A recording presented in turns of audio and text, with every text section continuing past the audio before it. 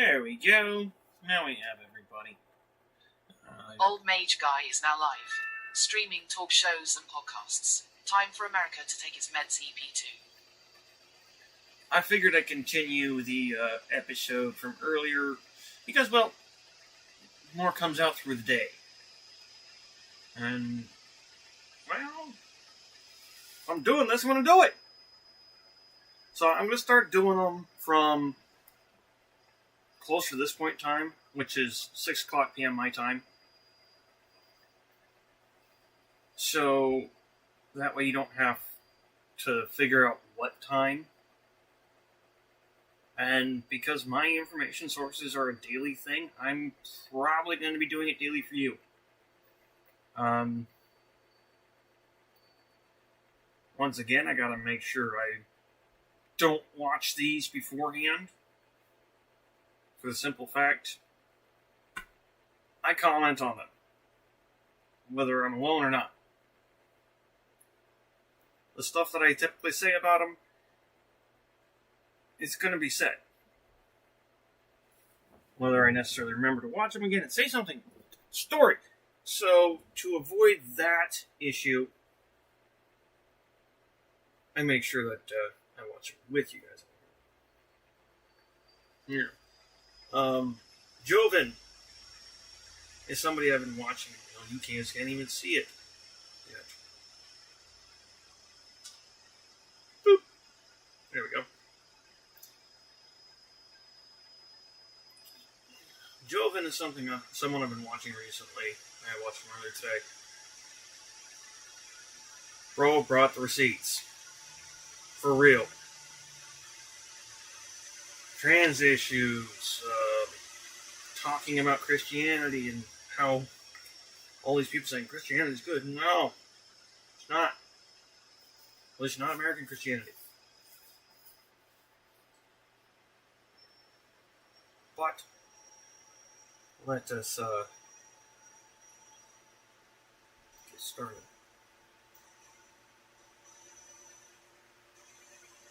And today we are starting. Where is it?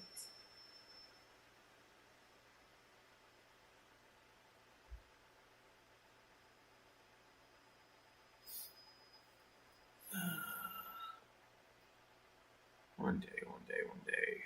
23 hours.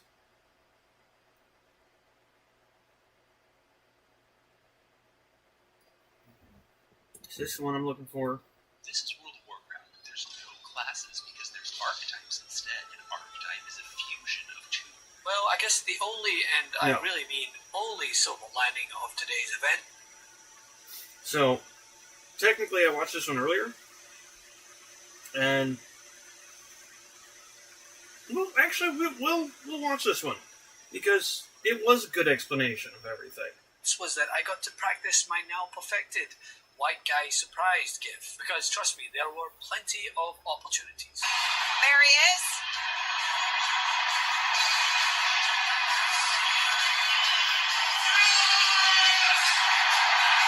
It would have been something of a scandal for these people who control information in the United States and the world.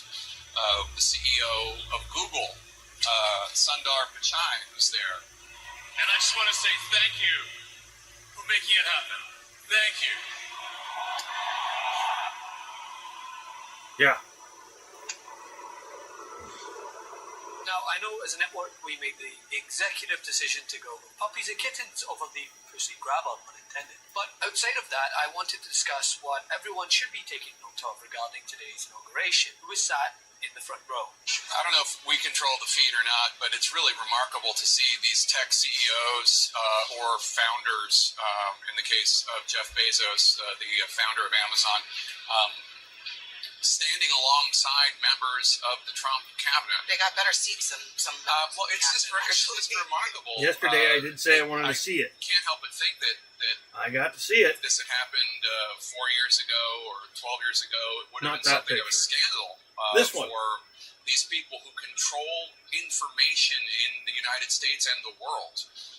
The CEO of Google, Sundar Pichai, was there. as well as Bezos, the founder of Amazon, and Tim Cook, the CEO of Apple, and Elon Musk from X, and not to mention all the federal contracts he has with because of SpaceX, all of them standing amidst members of the president's would-be cabinet, not yet confirmed. And these are a group of people.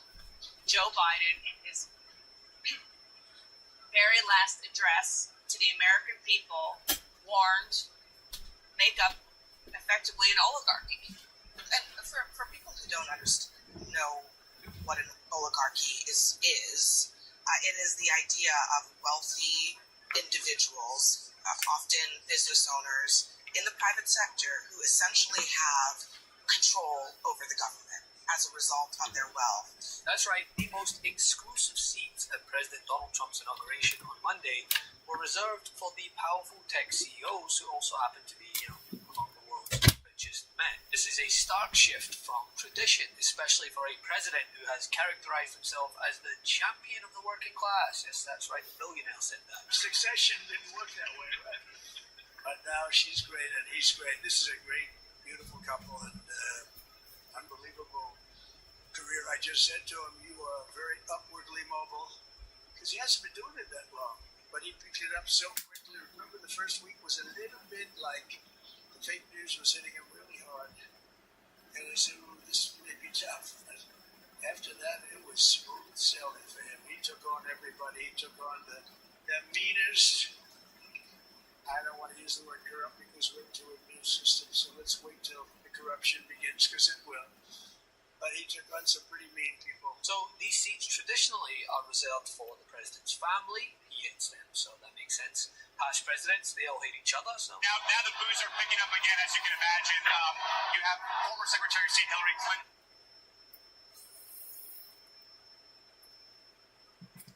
As I said on the earlier recording, ex-presidents don't typically hate each other. This is hyperbole. You can't tell me that Bush hates Obama when coming in, Bush passes Donald Trump with a slight scowl, but comes up to Obama when there's a light tap on the belly, like friends do, in play. You can't tell me they hate each other, not those two.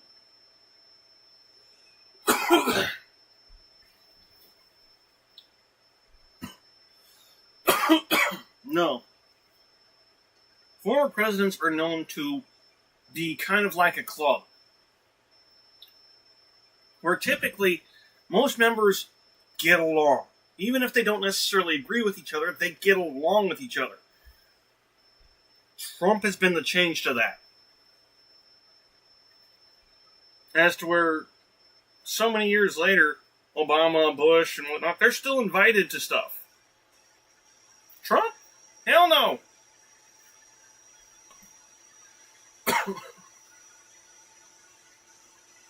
And if he does get invited, and it's raining, he cries about it being raining and won't go. Uses an excuse. And obviously former President Bill Clinton as well. The crowd here is getting a little more raucous as it's filling out. About 20,000 inside the Capitol real time, and how sort of MAGA world is watching. Big moves right now, as you can imagine. I don't know if y'all saw that, but Obama gave off micro expression. And it's beautiful to me. Watch as the camera pans around to his back. Watch the side of his face. Is watching. Big moves right now. Right as that those boos started up, he smiled a little bit. Former President Obama. Yeah, former President Obama getting a resounding... And I know why. Because think about it.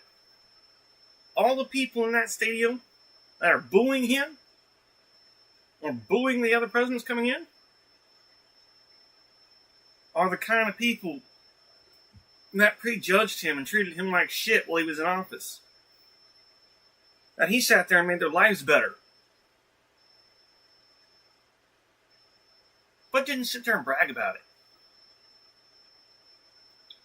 They may not realize that that's what happened, but that's what happened.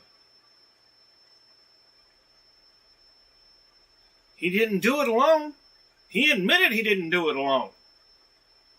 He's been the only one that I've seen that has admitted that as a president. That's kind of a big deal.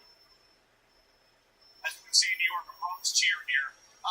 This is sitting the top. Look, these are the loyal supporters, yeah. And other honored guests, but who's in the front seat? Ahead of his own cabinet picks, Meta CEO Mark Zuckerberg, Google CEO Sundar Pichai, and of course Elon Musk, Amazon CEO Jeff Bezos, and his fiancée Lauren Sanchez. But don't take it from me, take it from Zuck, who made sure to double check that she was in attendance. I don't know if we control the feed or not, but it's really remarkable to see these tech CEOs or founders, in the case of Jeff Bezos, the founder of Amazon, standing alongside members. They come and go. Some elections are, important, some are not. But this one, this one really mattered. And I just want to say thank you for making it happen. Thank you.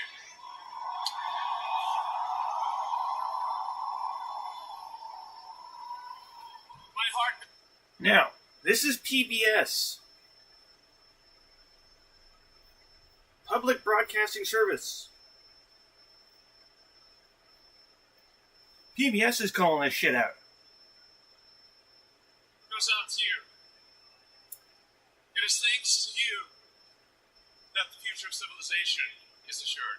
Also amidst Team Oligarch were Apple CEO Tim Cook and TikTok CEO Gao Zichu, which is no surprise considering the past few days in which he allowed the platform to promote several messages of President Trump propaganda, it seems, despite Trump himself pioneering a TikTok ban in the past. Hypocrisy, there you are. Haven't seen you a lot in the past few years. Good to have you back, I guess. And while gross amounts of wealth in politics is bipartisan, this inaugural display highlights the direct role that the world's wealthiest people will likely have in the new administration, which should worry just about everyone. That's why my farewell address tonight. I want to warn the country of some things that give me great concern. This is a dangerous concentration, and that's a dangerous concentration of power in the hands of a very few ultra-wealthy people. And the dangerous consequences if their abuse of power is left unchecked. Today, an oligarchy is taking shape in America of extreme wealth, power, and influence that literally threatens our entire democracy, our basic rights, freedoms, and a fair shot for everyone to get in. We see the consequences all across America. We've seen it before. More than a century ago, the American people stood up to the robber barons back then, busted the trusts. They didn't punish the wealthy. They just made the wealthy pay by the plate. No, we didn't punish the wealthy. I think it's time we do.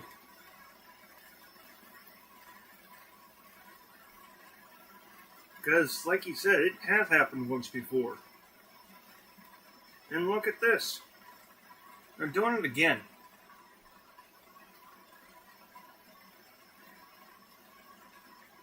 So I would say they didn't learn their lesson last time.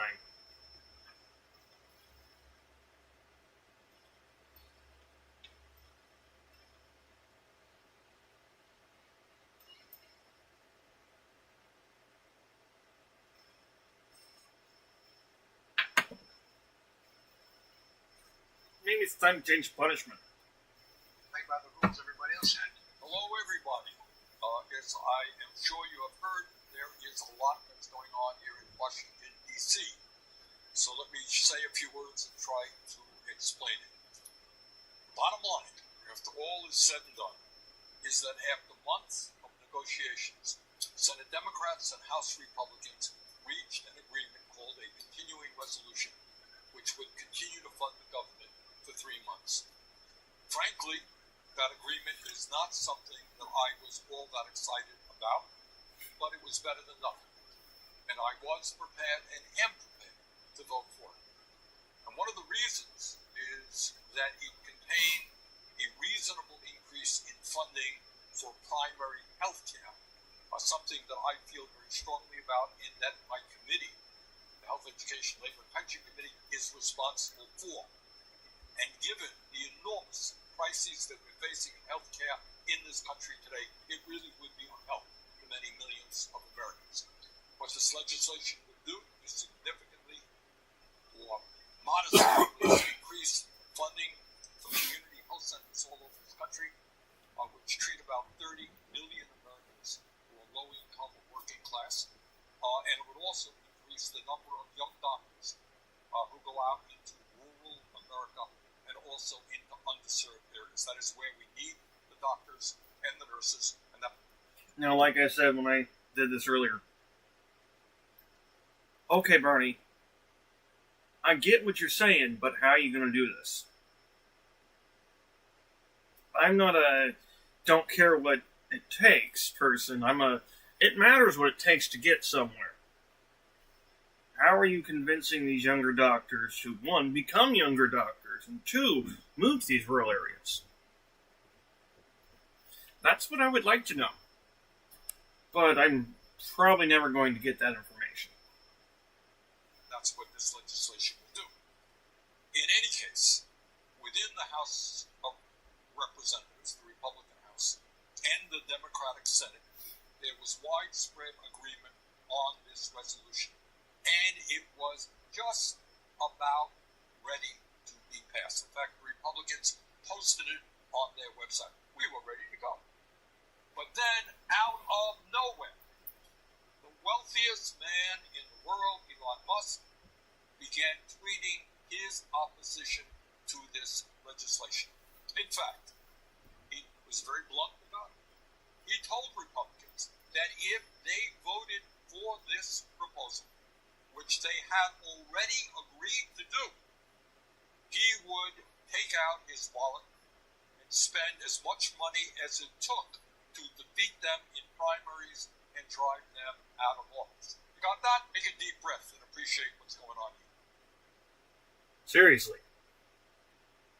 The wealthiest person in the world, who spent at least $277 million to elect Donald Trump in a Republican Congress, has now claimed complete ownership of that party. Buckle up. The next 4 years are upon us, and to quote the great Martin Luther King Jr. on his day, regardless of attempts to overshadow it, he who accepts evil without protesting against it is really cooperating with it. Love this video? And that's why I'm here right now.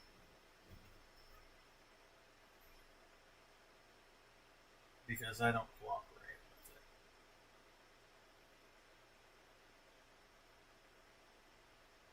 So, now you have a better idea about that.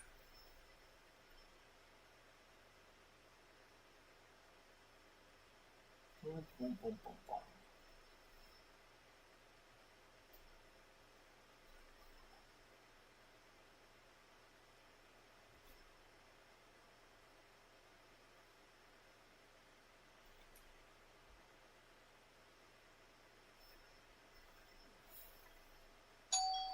So let's say you have to read an incredibly long email from your boss that you have to finish before... Oh, not that one. That one wasn't all that great. Bum.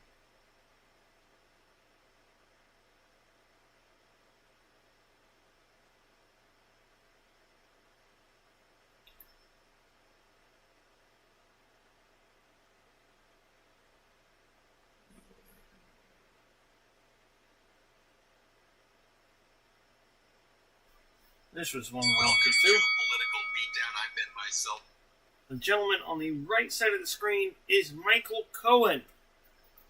For those who do not know, Michael Cohen is actually one of Trump's ex-lawyers and fixers from when he was in the White House and before, while running for president, the first term. QQ. At the same time, Michael was also thrown under the bus by Trump for doing what Trump asked him to do. Michael got locked up and held illegally and was a political prisoner to keep him from talking about what Trump had been doing and what Trump had done to him.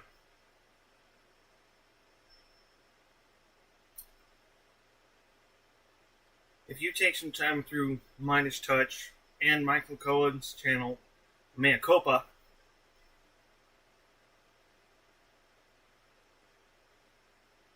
you'll see that the reason he's here is not vengeance, but justice. He's not here for himself, but for all of us. So keep that in mind as you watch. I was joined by Michael Cohen. Let's just get into it, Cohen. The past 48 hours under the new administration, the Trump administration, so many executive orders signed. He ended up pardoning or commuting the sentences of all of the January 6th insurrectionists, including the most violent, were commuted. They're still going to be released. And we're talking about the head of the Oath Keepers, the head of the Proud Boys, people who were convicted of the most violent, terroristic, sedition-type crimes, who were, their cases went before juries. These are people who tried to kill police officers and people who, even beyond this case, have the most violent, horrific backgrounds designed to harm individuals.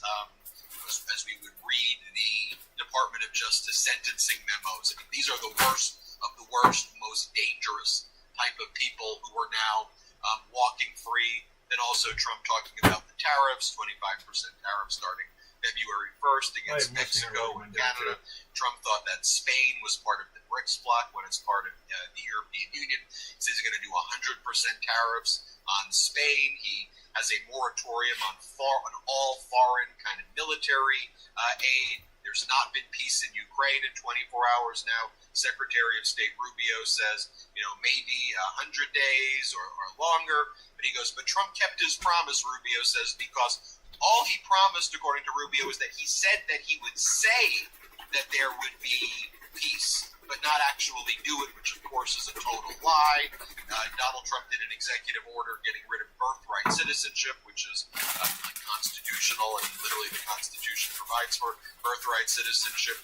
Trump's declaring cartels terrorist organizations, and when asked if that means he'll put troops into Mexico, he said he's not ruling it out. His inauguration speech talked about invading Panama and taking it over. The Panamanian president had to respond and say, absolutely not. In the past 24 hours, President Xi Jinping has spoken with Vladimir Putin about strengthening their alliances as a direct middle finger to Donald Trump. I'm talking about a lot there, and I'm just getting started, but Cohen... you forgot the old mass deportation, now institution of that, the Department of Government Efficiency, which all along we have been talking about, was supposed to be a committee of two. It was supposed to be a program, which was how it was described. It is not a program. It is now, in Trump's estimation, it is a department, and that department is looking to hire 20 additional people, according to Trump's statement. And that's a big one. Not a big surprise. Look, what can we possibly say? You have heard me say it here on this show, and some of you have turned around and said, how could you possibly say that? This is making us mad. I told everybody again and again and again, when Donald Trump says that he's going to do something, he is going to do it. Yep. And I like the fact that I turn on mainstream media or cable news stupidity, and they're all, the pundits, they're all shaking their heads, right? All the Democratic pundits. Oh my God, how would Donald Trump actually do this? Why would Donald Trump actually do it? Newsflash. Because he told you he was going to be doing it on day number one. He told you on day number one he was going to pardon these January 6th insurrectionists, or as he calls them. And so many of us told you that he told you, and that he was going to. So many of us from the psychology community have said it.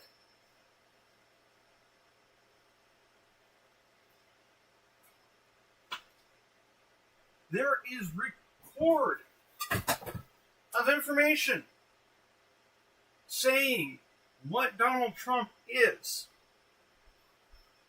And it's not hyperboil. It's not some liberal opinion. It is science and textbook. We can quite literally look and see what Donald Trump is going to do. Not only by his own words, but the patterns of his own actions and behaviors. This might scare some of you to realize that this can be done with almost anybody. The difference is just knowing what patterns. The ones we're talking about in this case are ones of a very messed up mind. A very hurt and small mind.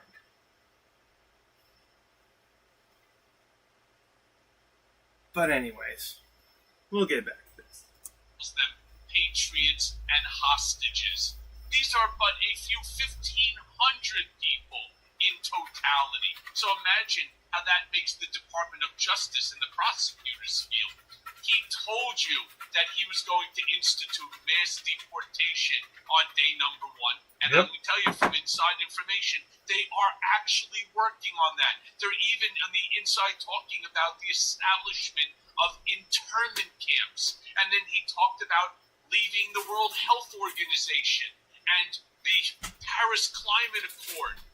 Imagine how our allies, imagine how other countries feel right now as we pull out of these incredibly important global initiatives. Can I ask you this question, Cohen? I don't mean to interrupt you. Who are our allies right now? I mean, usually you need a plan, right? Like, okay, under Biden, we're NATO, our traditional allies, NATO, Canada, Mexico, we would build these bridges. But, who are the allies under Trump? Because Xi Jinping and He's got a point. they're allies with each other. We're not allies with them. Maybe in Trump's mind, we are. I don't know. Don't stop at Xi Jinping. Kim Jong-un is part of that triad of terror as well.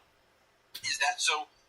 So the only foreign leader who Trump didn't mention Putin at all. He didn't mention Xi Jinping at all in terms of threatening them the way he was doing to our allies.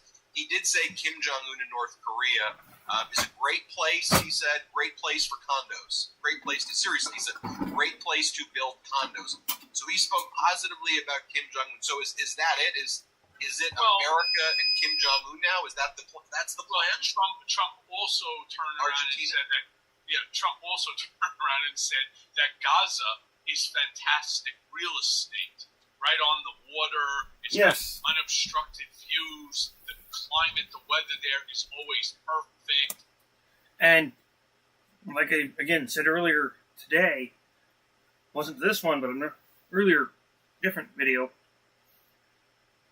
We have no business thinking of doing anything with any of these spaces. We have no business talking about building up Gaza for apartments or condos or vacation homes. We're trying to rename the Gulf of Mexico. Or take over the Panama Canal. That's not ours. We don't have the right to that.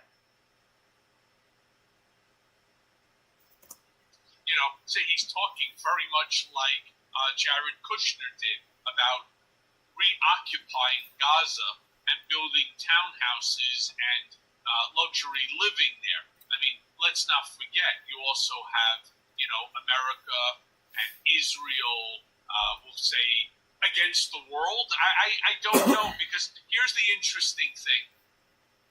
I don't even really know what the true relationship is between Trump and Netanyahu.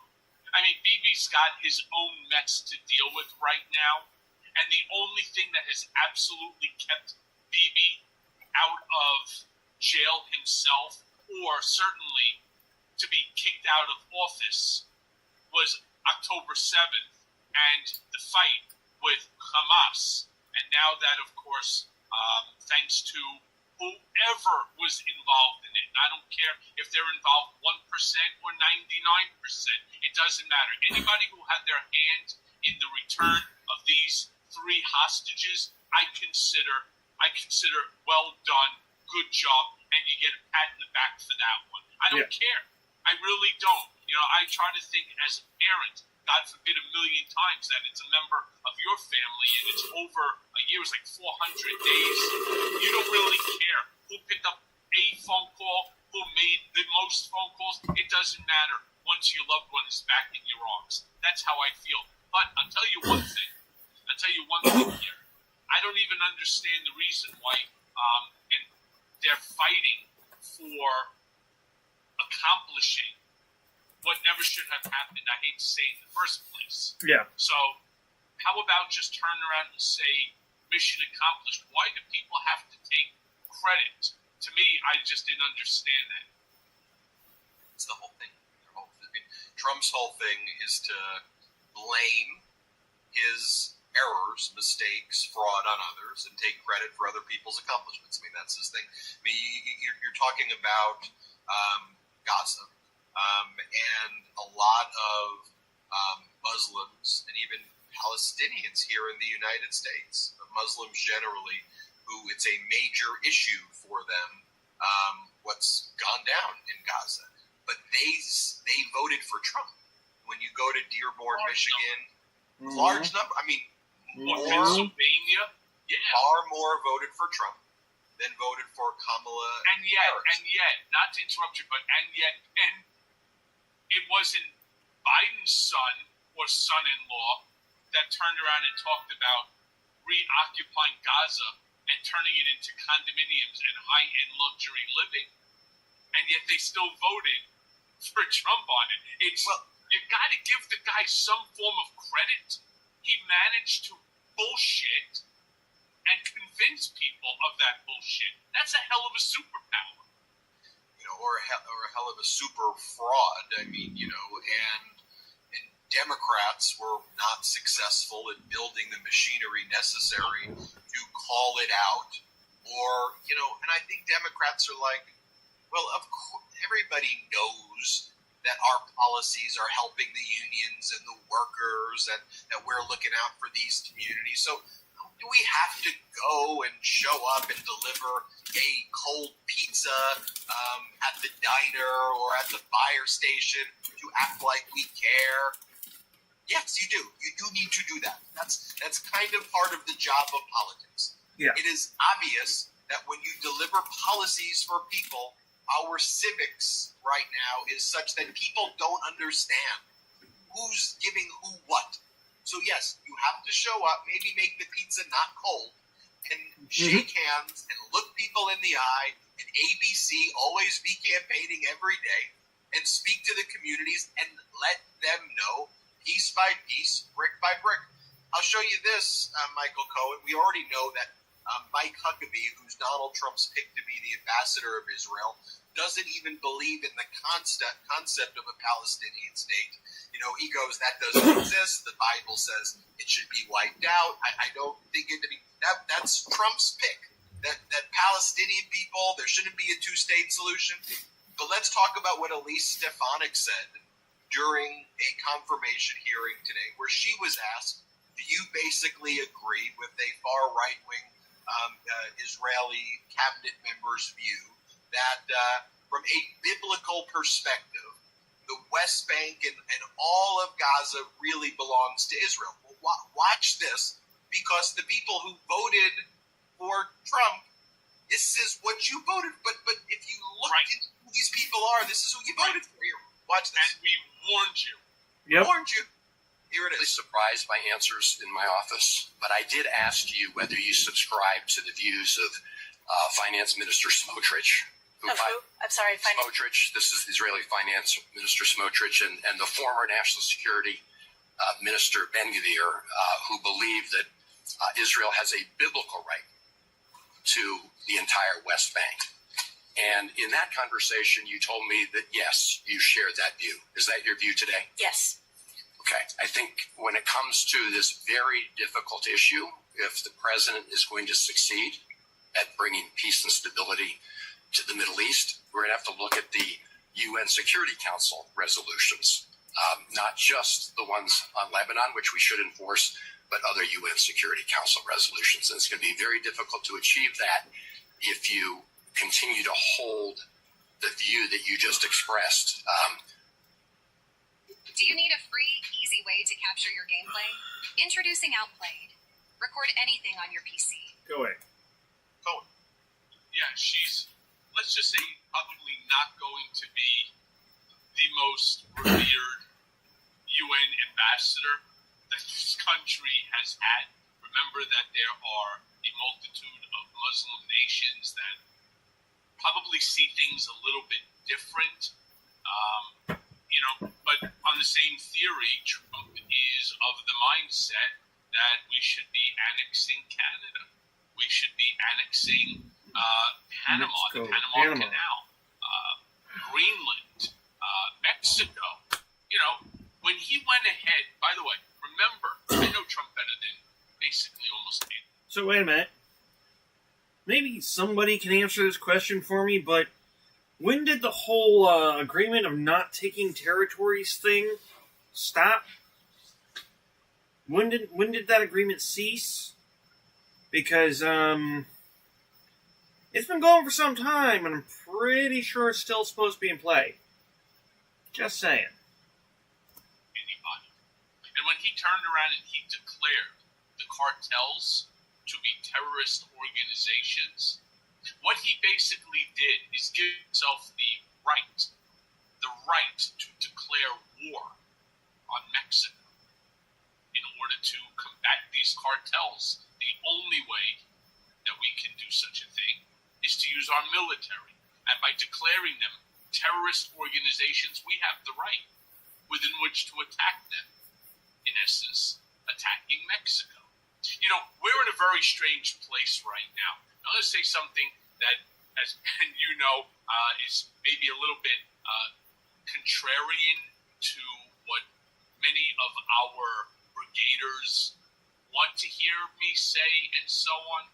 I think much of what Trump is doing, these 100 executive orders, many of which are already being challenged in the courts, like the birthright citizenship or the creation of these internment camps. My whole life as the son of a Holocaust survivor, the thought that the United States would once again, because we had it once in our history here, that we would start building these internment camps for mass deportation. It's just... and it was not just something I hope not to see in my lifetime. As a matter of fact, that bit... Yeah, shut up.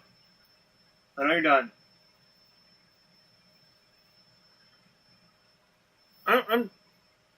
I'll get over it about myself. I didn't want my son to have to see this kind of shit. We're supposed to be doing better than the generation before us, but generation before us fucked us.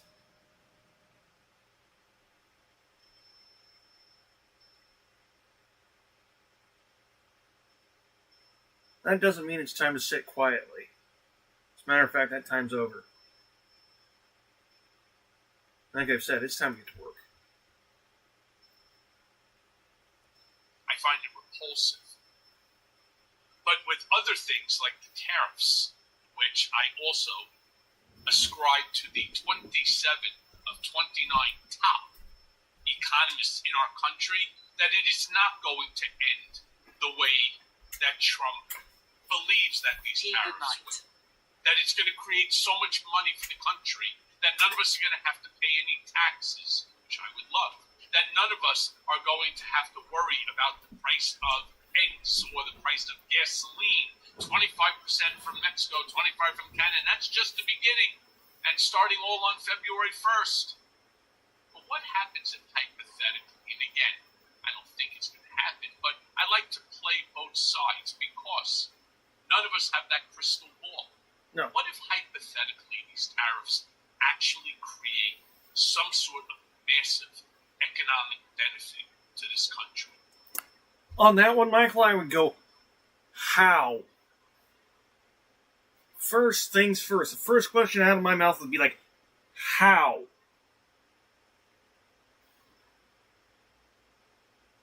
He knows how tariffs work just as well, better than I do. I'm not even going to say just as well, because, no, he's been around it. I haven't. But I know enough to know that these tariffs don't... Oh, actually, now I can see how. Never mind.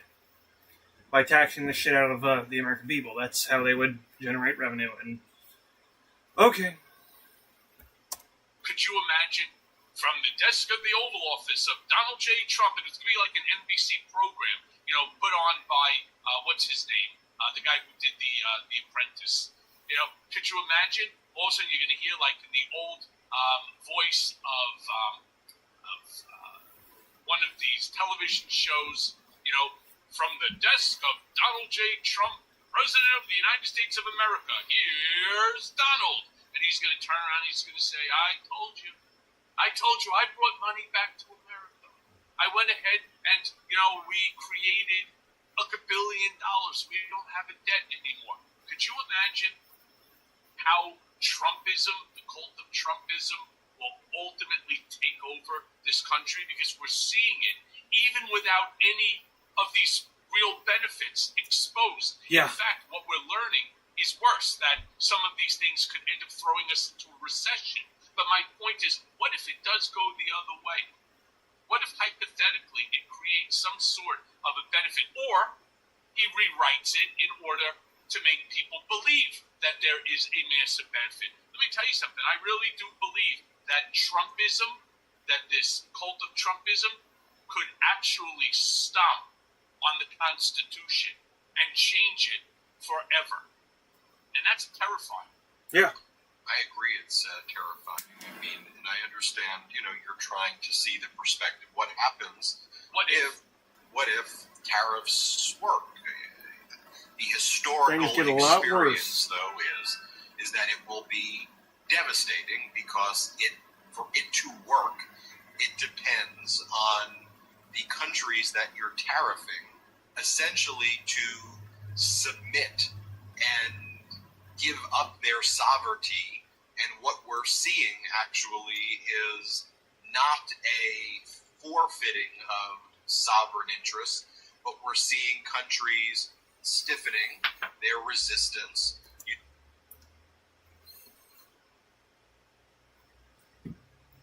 No. Because it's not a tariff on the countries. It's not taxation on those countries. It's taxation on the goods after they've come in.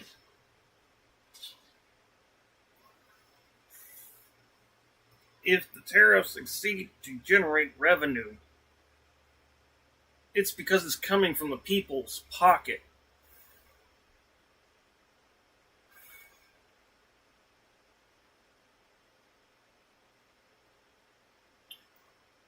It's a taxation on imported goods after it's already imported.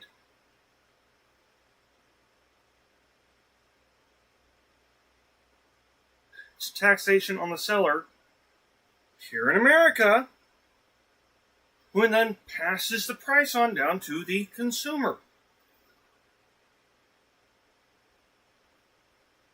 Which means the consumer will be the one paying the tariff. Which means any growth will be coming out of the consumer, not the business.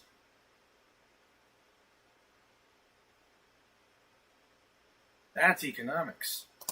You see in Canada now, for example, the people coming together. In Mexico, under a very tough, powerful president, Scheinbaum, kind of coming together. You see Xi Jinping and Vladimir Putin are sensing, I think, blood in the water here if Trump's going to start harming our alliances, and they want to build the BRICS bloc to be bigger than NATO. So they're going to go pick off NATO nations, right? They're going to go to Mexico. They're going to go to nations that are traditionally allied with the United States, though, and they're going to say, hey, you're an American ally, Mexico, or you're an American ally, Canada, or you're an American ally, Spain. You're an American. What happens, Ben, if hypothetically, they start kicking out all of these migrants, and you start getting the Secretary of Media like they had during World War II for the Germans?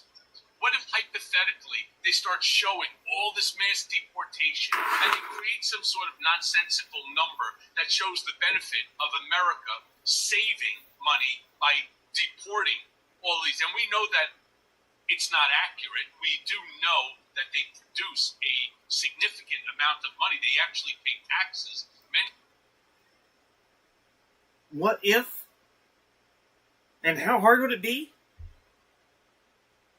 It wouldn't be hard at all. As a matter of fact, it's already been being done to some extent with what he's been doing towards people migrating over the southern border. This what-if scenario is no stretch.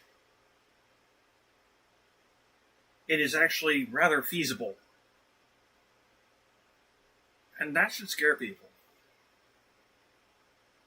Many of them, not to mention they do jobs that Americans just don't want to do, which helps to keep the price of your strawberries and your blueberries and your blackberries down. But, what happens if, hypothetically, they're able to demonstrate and show and to convince the 50% of this country, the plurality of Americans that voted, that everything that Trump said was right? Because all we need is one or two of those, and he's going to make it seem as if though everything that he put forth is actually right, because he makes the success into the overall denominator. So you could have 99 things that went bad, but the one, it's 1 over 1, it's 100% success. And that's what he's able. And that's another thing. Everybody else are typically judged by their failings. What's with this guy? Trump. He's not judged by his failings whatsoever, but only his successes. What's this bullshit? This is some double standard huck. Able to do and to convince people. I got to tell you again, my biggest fear is what ultimately happens under that circumstance. As a kid, Ben, I don't know about you, but I loved comic books and so on, and there were always a series of comic books like What Ifs, right? And I was always intrigued by the what ifs. My favorite one, by the way, is what if it was the Waynes that found Kal-El instead of the Kents? So Superman would also be Batman, right? Because he had all the money and he's giant playboy as opposed to this farm boy, right? It's a great comic book. What if Superman was Batman, right? I mean, it's just, I always try to think in that what if, because none of us have that crystal ball. And that's where the danger lies. And that's what... We may not have the crystal ball, but some of us can connect the dots. Yeah, there's not too many of us. I guess you have to be some kind of sharp. I say it that way because I don't like to brag. It always feels like bragging. But I can see it. I mean, it's psychology. All the way around.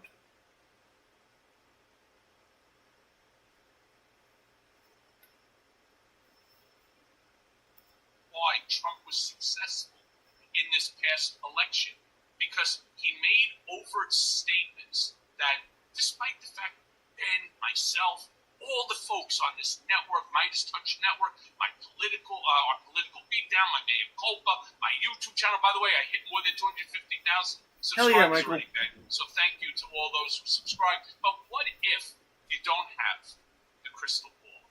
And what if the comments that we're saying turn out to be exactly opposite? I'm telling you, the biggest fear is that the cult that we know as Trumpism right now becomes even bigger. And Yes. MAGA becomes massive. Yes. And Trumpism ultimately will stomp out the Constitution. That's a big fear. Well, you know what? This And is good where reason. we fight every single day to get out the truth. While corporate media has bent the knee, kissed the ring, whatever. I mean, you saw the entire oligarchy literally sitting on the stage. I know most of them. Independent media is thriving right now. It's why, let's face it, he's attacked us before. He's going to continue to attack us. I mean, it was just such a strange sight to see that oligarchy, there. I mean, these are some weird people too, and I'm not trying to be like, talk about people's, whatever. Maybe I am here. They all looked like they were like tweaking out too. I mean, like you had Elon Musk doing like a lot of weird facial stuff. That? You had Bezos doing weird stuff with his face also. You had Bezos' wife was like, her boobs were out and she was like wearing like a bra with her shirt opened and like exposing her breasts. Like it's just in the rotunda of the Capitol. Well, I guess lucky for Zuckerberg sitting directly next to her, right? I mean, but it's like, what are we doing? Zuckerberg was ridiculous. I mean, you have all the money in the world. Just so the audio listeners know what our viewers are seeing. I mean, Zuckerberg was sitting there peering down at her chest like a fucking 12-year-old boy.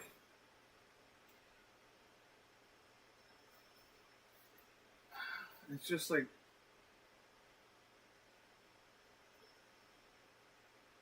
I get breaking with tradition, but this is not what they meant. This is by no means what was meant when we said breaking with some traditions. We meant things like suits and ties in the offices. There's no need for that shit. You don't need to be that formal. You don't need to not cuss or not be able to speak your mind.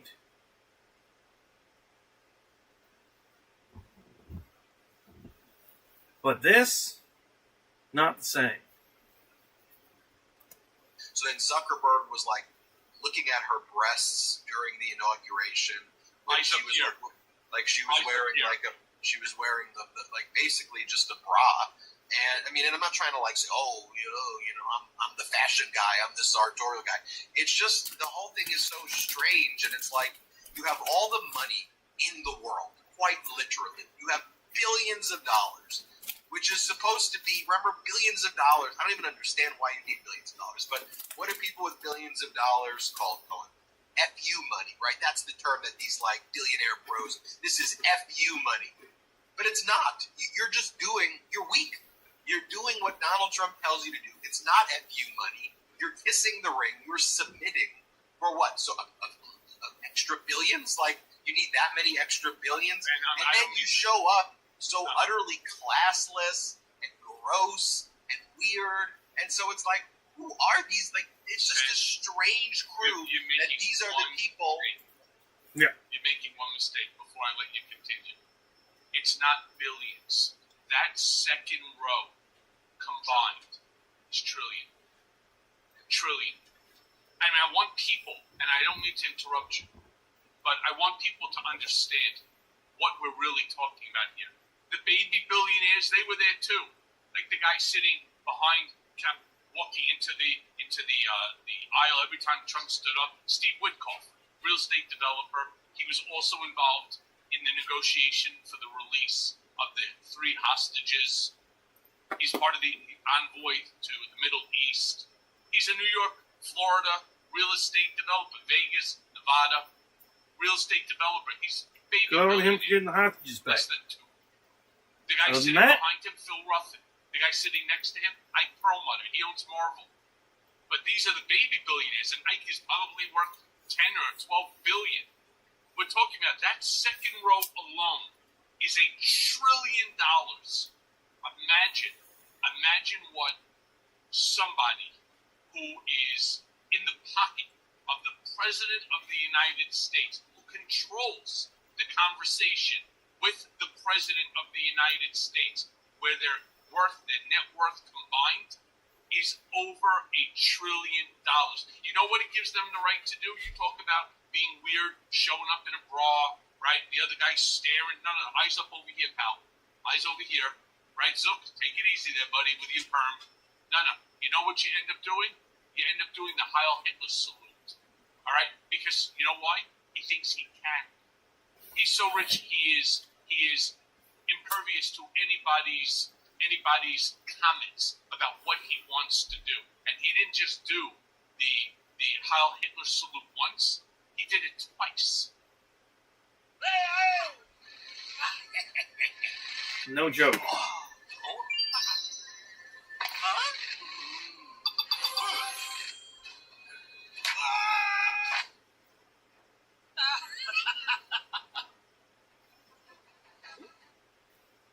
Imagine that. We'll take a quick break right now, and after the quick break, we will have much more show. Let's take our first one.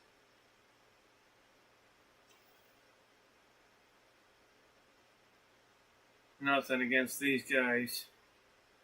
I watch their sponsors, but I won't make you guys do it.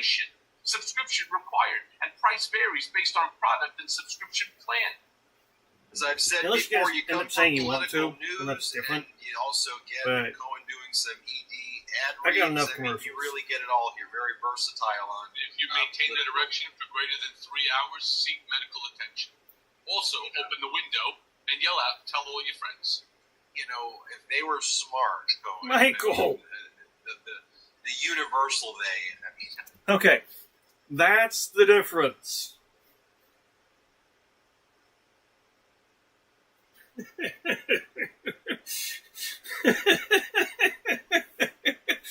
Also, open the window, yell out, and tell all your friends. Oh, shit.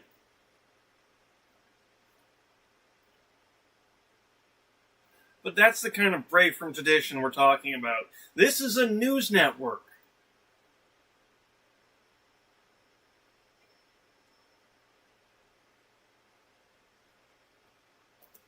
I think your voice narrating that ad across, television shows would probably help it become a pretty good bestseller. I want to share this with you as well. Marco Rubio, shut up there. A few hours ago, was asked on CBS about Donald Trump's promise, peace in Ukraine in 24 hours. Let me show you what Rubio said. Let's play this. Secretary Rubio, one of the many things that President Trump said during his campaign run was that he would end the war in Ukraine on day one. That did not happen. How do you reconcile with the fact that he made a lot of promises and now it might be up to you and the team to keep these promises? Yeah, like I think the promise the president made, really, if you look at it, is it's going to be the priority. It's going to be the official policy of the United States that the war in Ukraine needs to come to an end. It is a stalemate. It's a war and it's a conflict that was started by Russia, but it is now a stalemate, a protracted, bloody conflict. It's been incredibly destructive. I would argue for both Russia and Ukraine, but Ukraine is paying the biggest price of all to its energy. I gotta ask, anyone out there outside of the United States hearing any kind of bullshit like this? I mean, if so, please let me know. Because my bullshit meter's going through the fucking roof. From just what I keep up with. Infrastructure, to the people and lives that are lost, to the millions of Ukrainians that have had to leave their countries and are living overseas. The conflict needs to end. And it's a policy of the United States that we want it to end. We want to do everything we can to help it end. We're going to... Notice how the benchmarks change. Now, actually, what Donald Trump promised was not what he actually promised. What he promised is that he simply would say that we would like there to be a resolution. So it's almost Cohen-like. Creating a peace is a difficult thing. When Trump was saying on day one, I would go to Putin, I would say this, I would go to Zelensky, and I would say Zelensky, do this, and then I would make a phone call to each. You know the phone call that's been made? The phone call that's been made in the past 24 hours as a direct FU to Donald Trump was Xi Jinping and Putin. That was the phone call that was made in 24 hours, and the deal that was made in 24 hours was a deal between Russia and China, not a deal in Ukraine. And again, what's the corporate media headline right now, Cohen?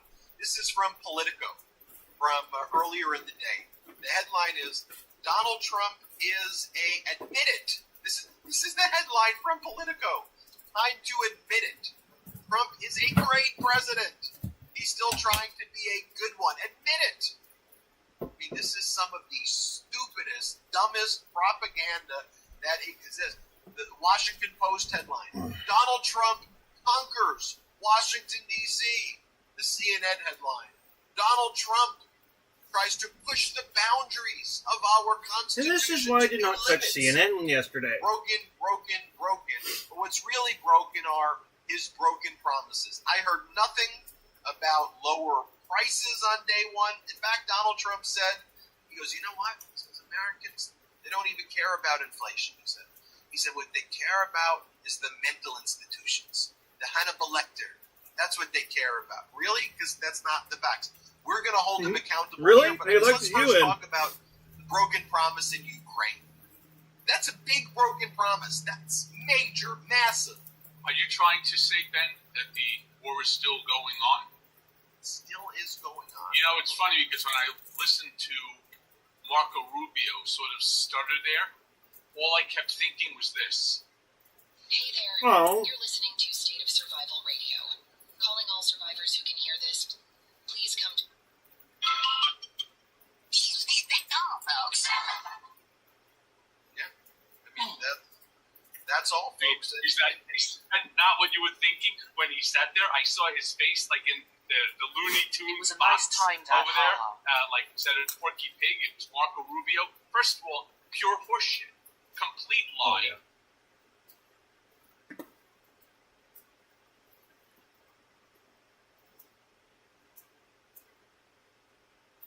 Right. Oh, Google's good. I mean, YouTube's really good about it. They really are. I've loved it several times. Complete lie. Well, let me tell you what Donald Trump was trying to say.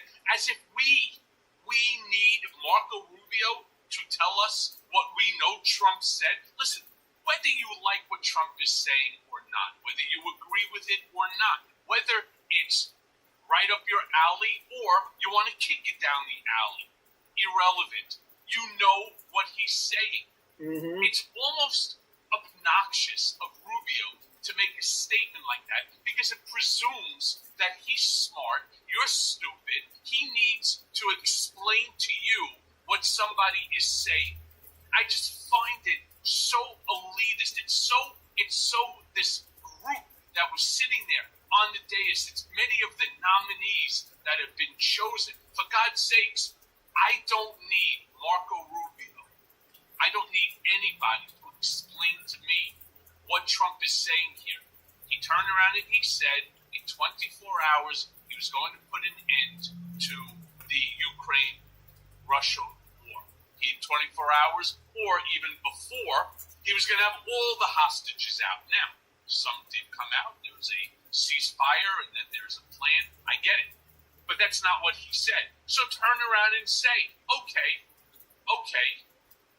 maybe I went a little bit too far. Yeah. Admit your shit. Admit, okay, maybe I wasn't able to do this. But I was still able to do this, and I'm going to keep working on it. Maybe be an adult.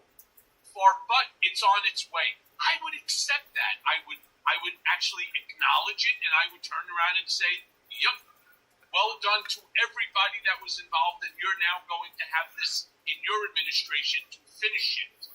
It's been started.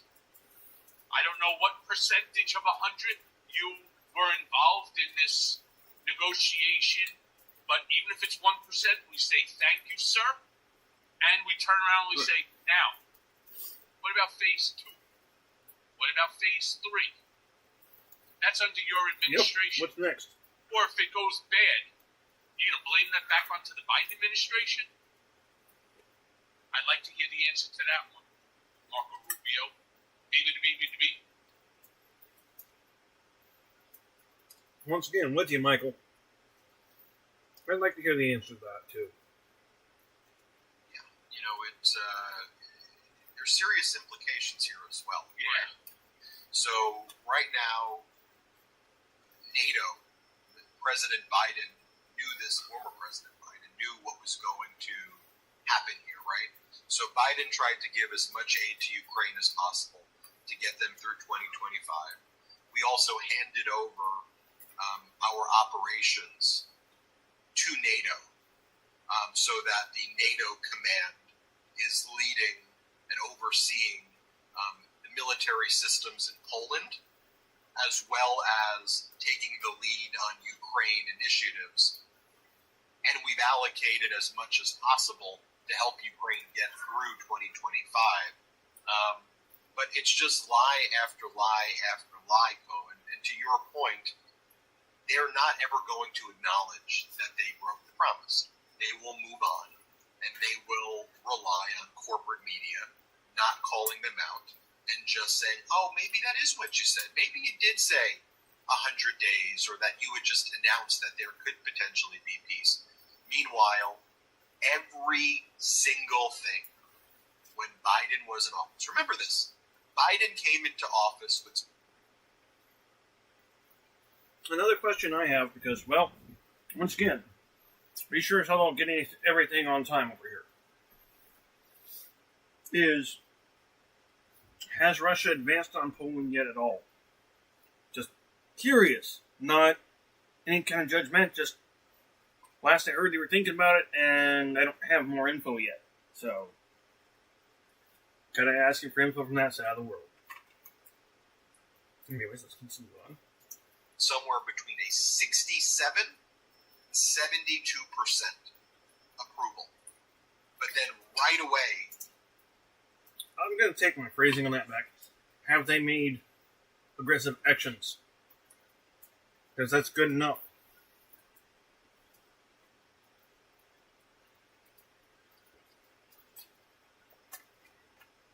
Has there been initiation of conflict other than even declaration would count? They started hammering Biden. No matter what it was Biden's fault. A baby formula shortage that was caused by Trump deregulation, Biden's fault.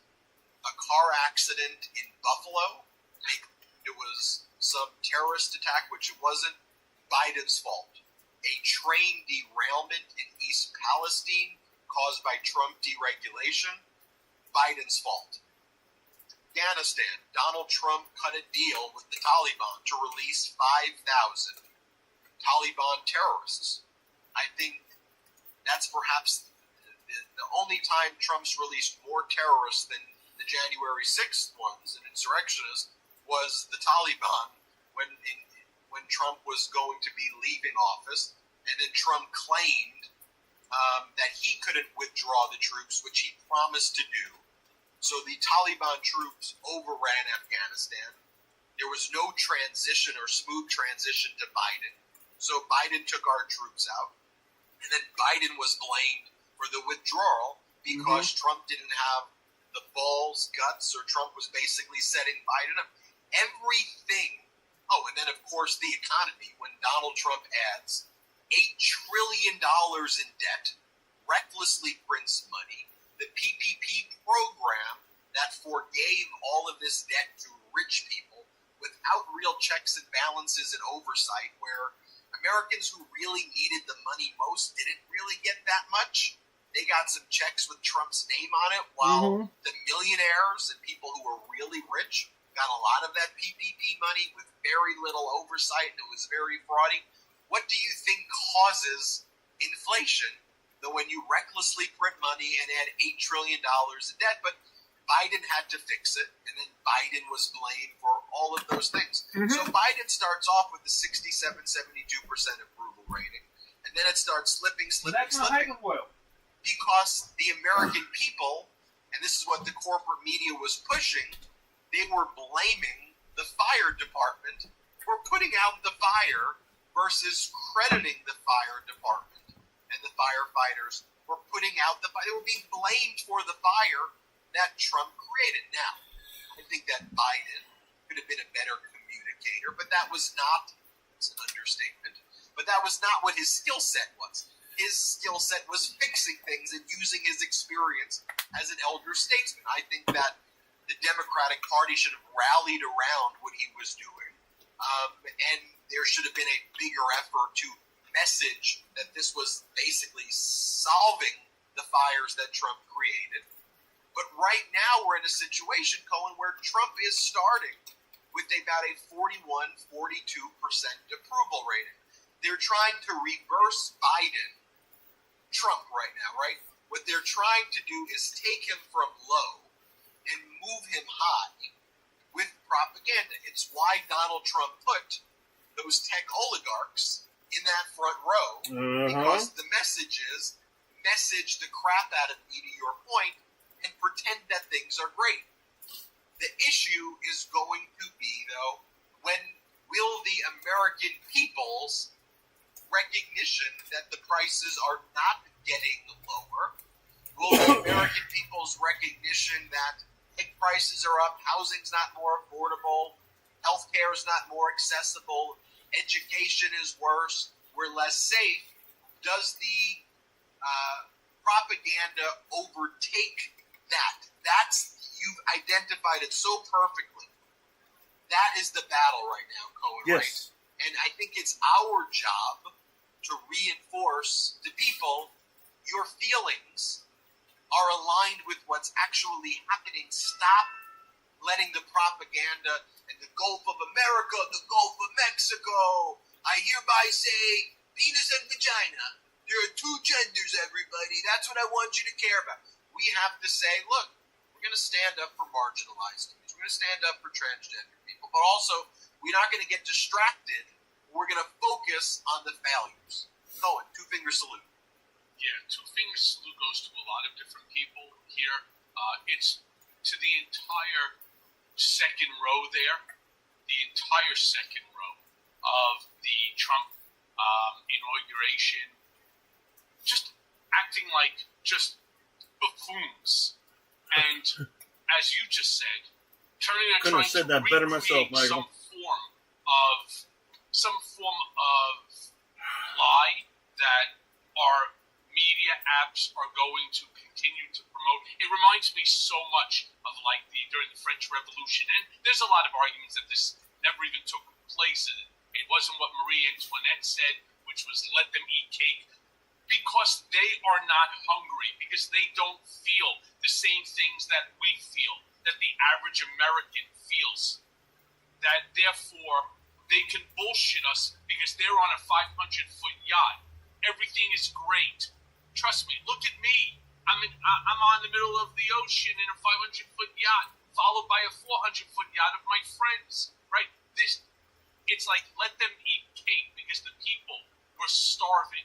And again, that's not supposedly historically it happened, but it's a common phrase that a lot of people know. So to that whole group there that intends to use their apps, to use their money, their influence, their power within which to promote lies, to hurt you and me and the American people, no, fuck you all.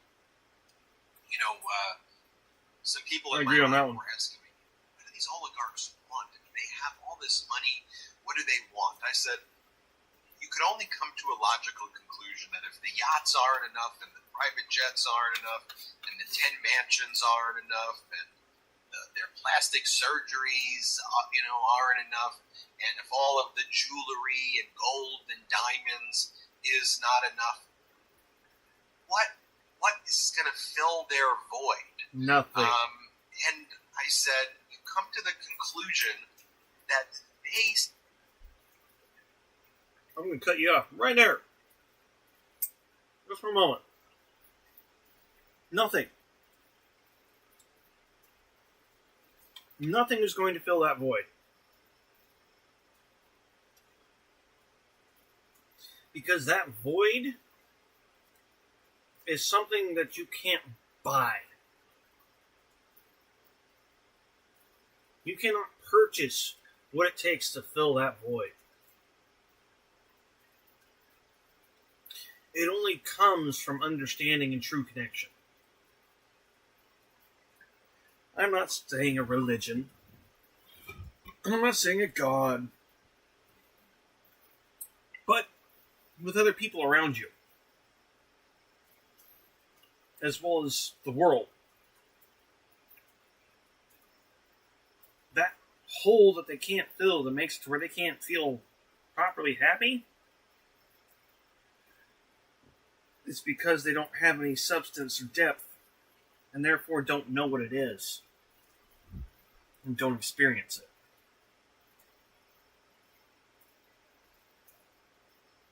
Sometimes that they view their success as a zero-sum game relative to the rest of us, in the sense that it's just not enough for them to be that wealthy beyond any money that you need for, frankly, centuries or even thousands of years. They actually want to see people suffer. Yeah, it's their happiness is sadistic. Their happiness. No, that's the problem. Not even that is enough.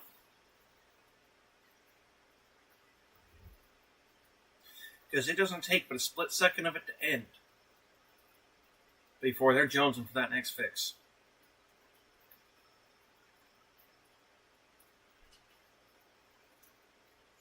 Is relative to our other people feeling like crap.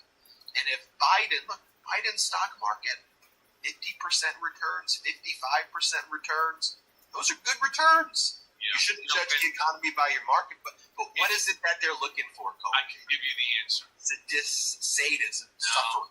No. Money and fame do not go hand in hand. No. They have all the money in the world. Think about Mark Zuckerberg showing up to Capitol Arena. How many people are going to fill the Capitol Arena to listen to Mark Zuckerberg speak? How many people are going to show up even for Elon Musk to speak? And the answer is not as many as that they're actually getting by driving and riding the coattails of Trump.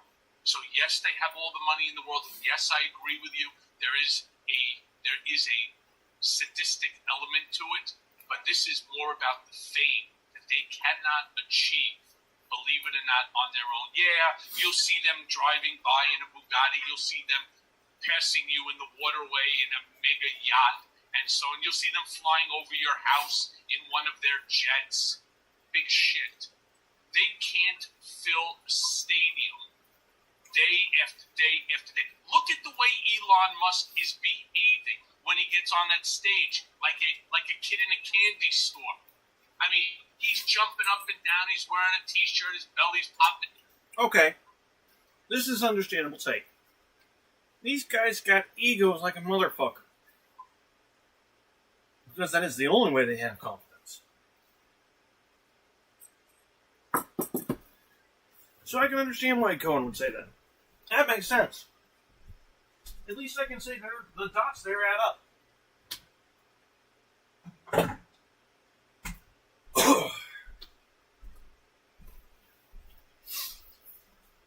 As to some of the other things I've heard, or like Ben was saying, this is a little bit more along the lines. But once again, even that's not enough.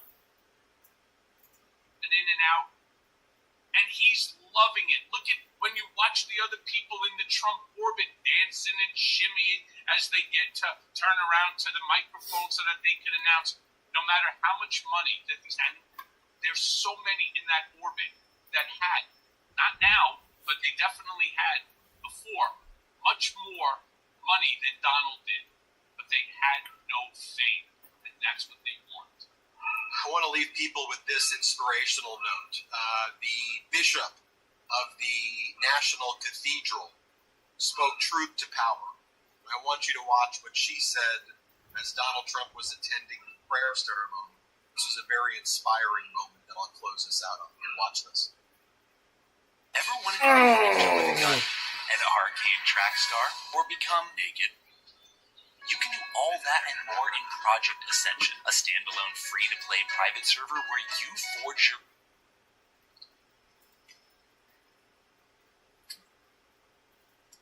Let me make one final plea, Mr. President.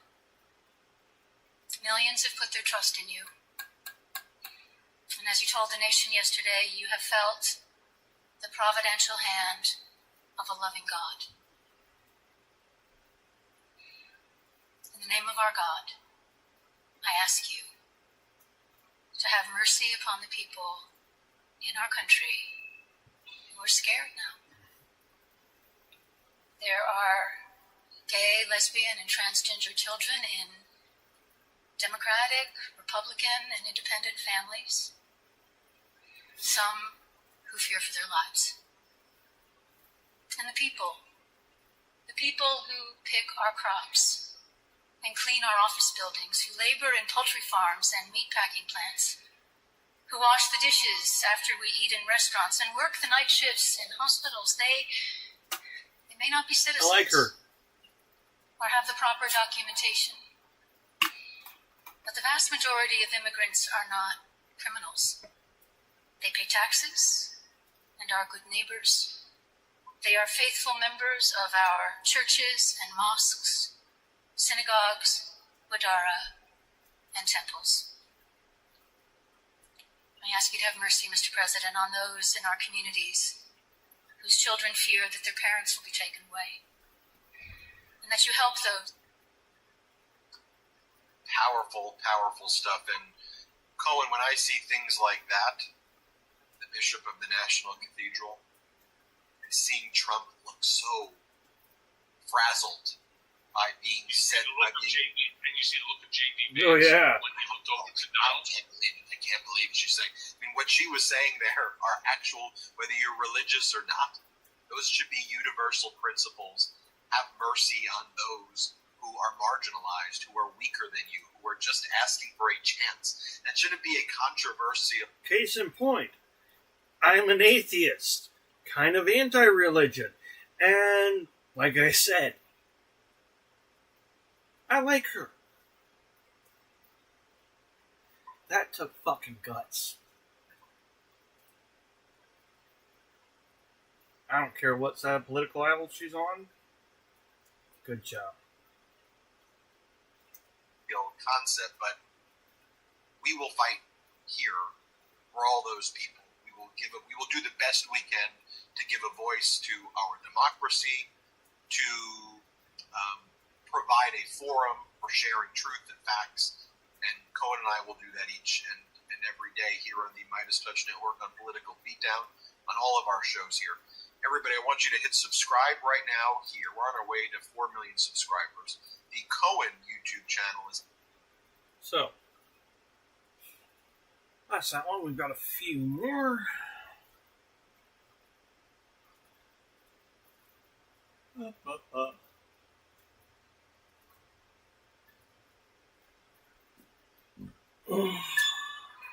time So, for you to get your reading superpower. So stop straining your eyes and start listening instead. So Donald Trump closes the border to protect us from dangerous criminals, and on the same day pardons 1,500 criminals, including some famously violent ones, releasing them from prison and back onto the streets. Trump is trying to scare us by enacting all these insane executive orders on day one. He purposely bamboozles us with his extremism to put the fear of God into us, to scare us into submission, where he makes the law because he is the law. But remember, it's just a confidence trick, designed to have us fear him. But we need not live in fear. Supporters of Trump who were convicted for their roles in the January 6, 2021 Capitol attack began leaving prison today after the newly sworn-in president issued broad pardons yesterday. The Republican leader's decision to pardon 1,500 individuals, including some of the most notorious. And one of said people, as soon as they got out, decided to make themselves a social media post. Shannon Ball, monkeypox cures TDS.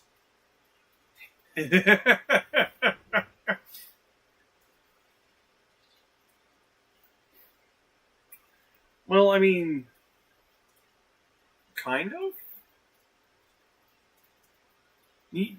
You could always cure a brainwashing by killing the subject. That's not exactly a cure per se, and these people don't deserve to be killed. Trump supporters don't deserve that. It doesn't matter how much they've been brainwashed, or even the people that got out who killed the cop. They don't deserve to be killed. And that's something that the right hasn't quite gotten. We don't agree that's something that should happen.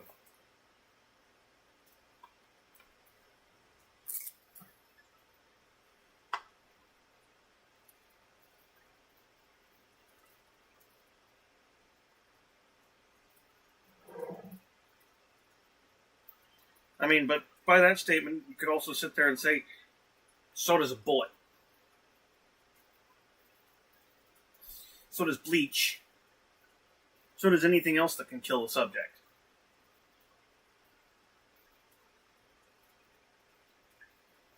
But these people don't deserve it. As fucked up as they've been. They may still be, depending on the person. They don't deserve to be killed for it.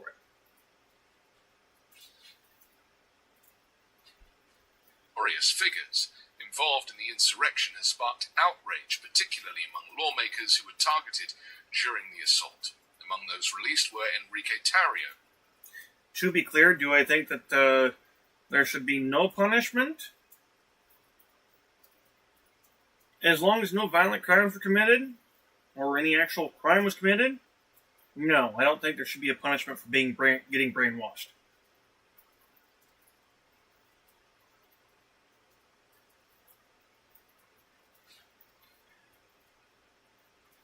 For being made a fool by a bunch of money and propaganda?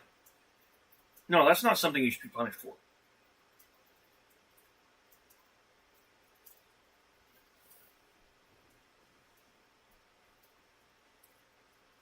Put it quite simply, you guys made some mistakes. If you didn't hurt nobody, you ain't got nothing to be in trouble for.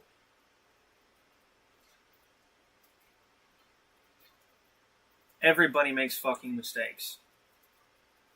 Maybe listen a little bit more when everybody else is telling you, though.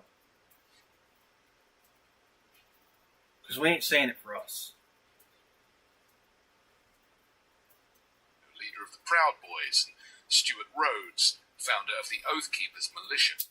Tarrio had been serving a 22-year sentence. Rhodes, previously sentenced to 18 years for seditious conspiracy, were released after their sentences were commuted. Neither man physically entered the Capitol during the attack, but were convicted of orchestrating plans to disrupt the certification of Joe Biden's 2020 electoral victory, which Donald Trump still claims was rigged against him.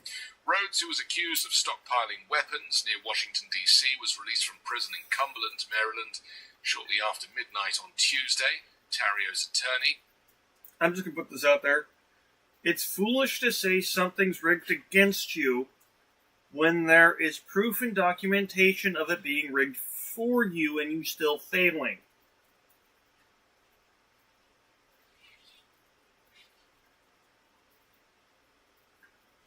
He confirmed his release the same day.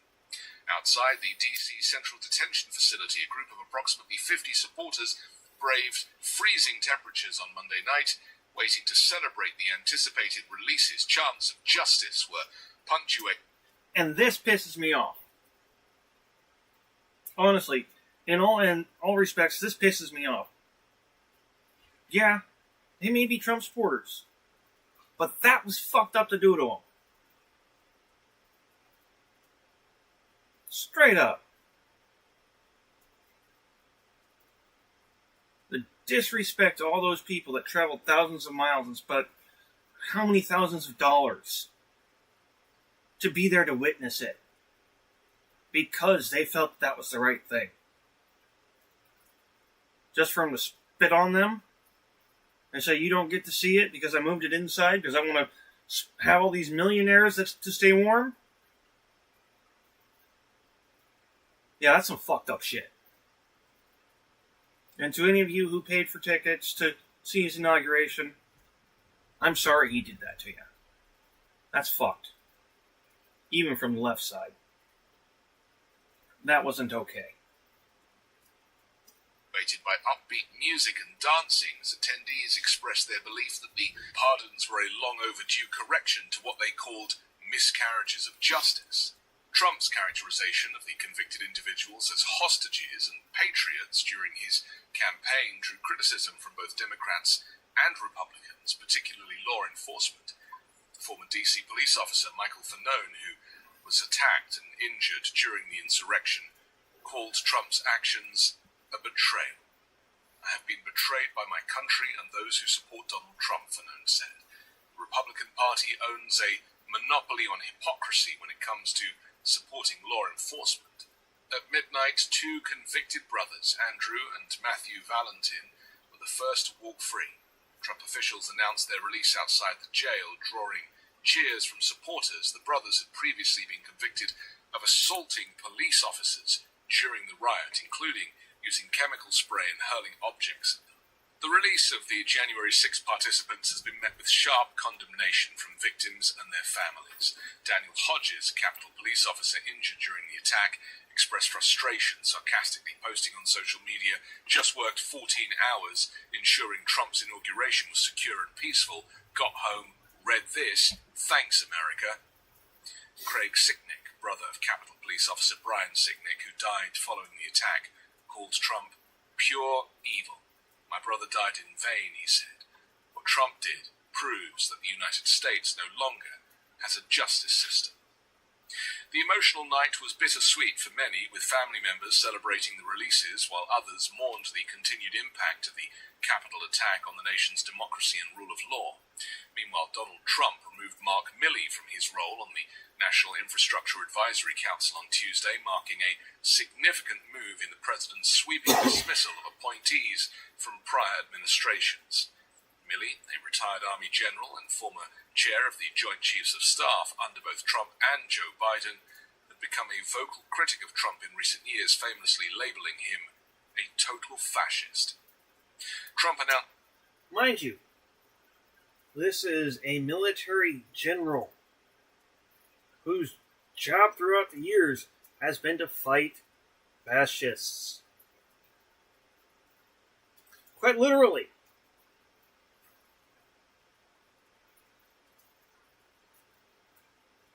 The firing on Truth Social, stating that his administration was actively identifying and removing over 1,000 presidential appointees from the previous administration, in a broad purge initiated within his first 24 hours back in office. Other high-profile figures dismissed included celebrity chef and human rights activist Jose Andres, who served on the Council of Sports, Fitness and Nutrition, Brian Hook, Trump's former special envoy for Iran, who was affiliated with the Wilson Center for Scholars, and Keisha Lance Bottoms, the former mayor of Atlanta, who served on the President's Export Council. Milley's dismissal comes after years of public criticism of Trump. In an interview with journalist Bob Woodward, Milley described Trump as the most dangerous person ever to hold office, accusing him of being a fascist to the core. Milley's disapproval of Trump deepened following reports of a phone call he made to Chinese officials after the January 6 insurrection, where Milley sought to reassure China about the stability of the US government. Trump labelled the call a treasonous act and suggested such actions would have warranted the death penalty in earlier times. What? In one of his final acts as president, Joe Biden... Excuse me? Treasonous act? Saving face with an enemy and making your weakness not look visible is a treasonous act?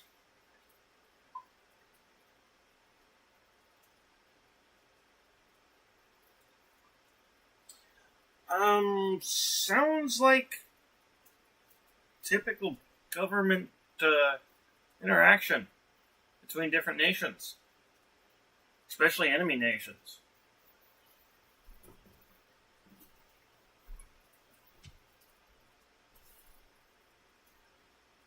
When your country's going through hell, you don't tell the enemy that you're going through hell. You tell them everything's fine so they don't think you're going through hell and won't try to get at you.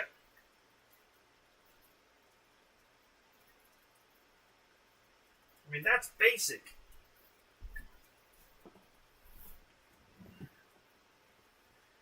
I don't even do strategy shit. I mean, I very much can. I've got the mind for it. I just don't like it. Biden preemptively pardoned Milley, shielding him from potential prosecution under the new administration. Meanwhile, Trump reportedly ordered Milley's portrait to be removed from the Pentagon, signaling... That's another thing. A lot of the political right, or those who support political right, are getting upset about the preemptive pardons by Biden. Because once again, they think that these people are criminals. That they're the Nazis.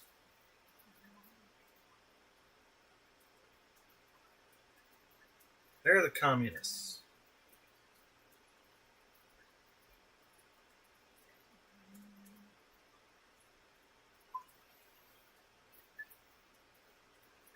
And for the most part, not completely, but for the most part, a lot of Democrats are trying to do what's right. Do they suck at it? Oh, fuck yeah.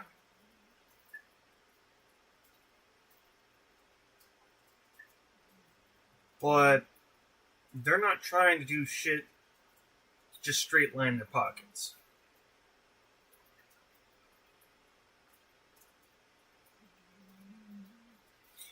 If anyone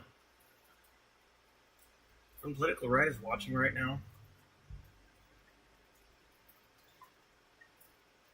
what do you think would happen if Biden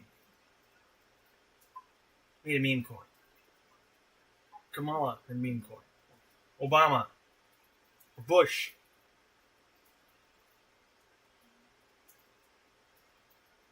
Tell you what would happen. Be a giant scandal. Impeachment inquiries would happen. And more than likely impeachments. Profiteering from the presidency is not an acceptable thing. President already gets paid plenty. And they get that pay the rest of their life. If you still can't see how much of a scam this is, how much you're being screwed over, keep watching. It's going to become more apparent. It's going to become easier to see. And I'm not joking. I'm not just blowing smoke here.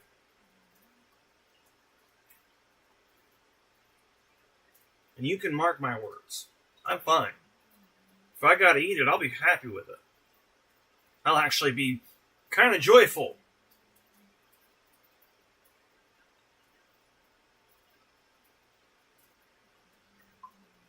But there is not a goddamn thing that says that's what's going to happen.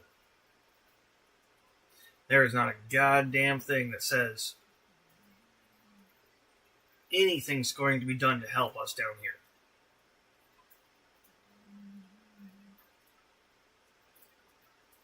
Except for the flapping gums of the Orange Man.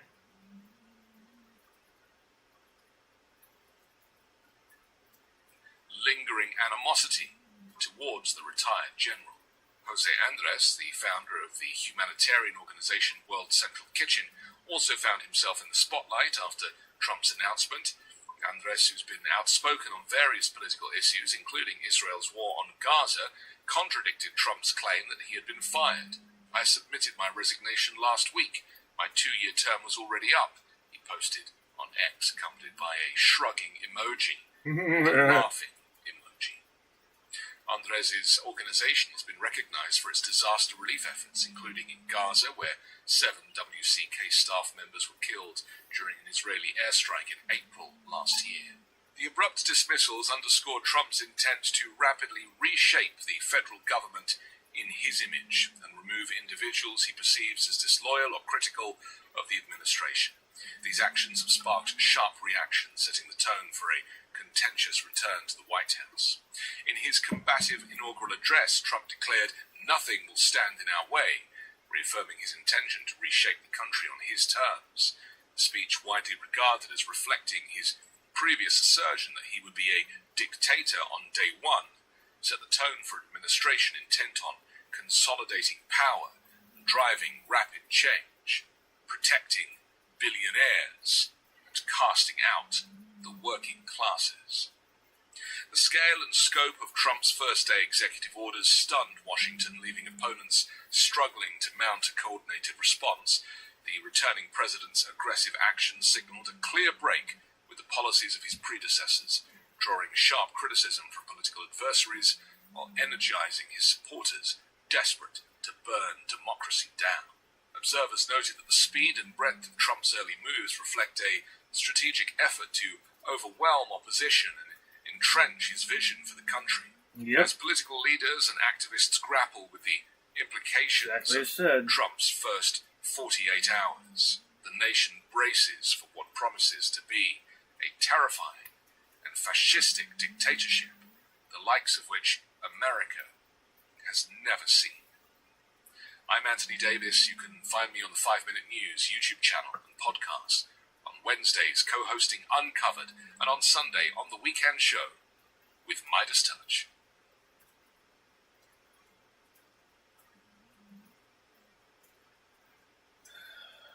Yeah.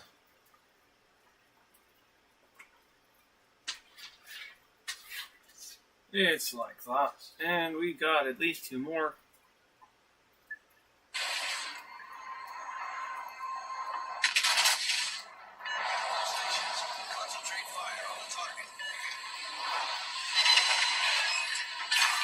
Welcome to Popak Live. Like I said, though, yesterday, in the first episode, I'm going to continue to do this because, you know, one of the biggest problems we have right now is communication.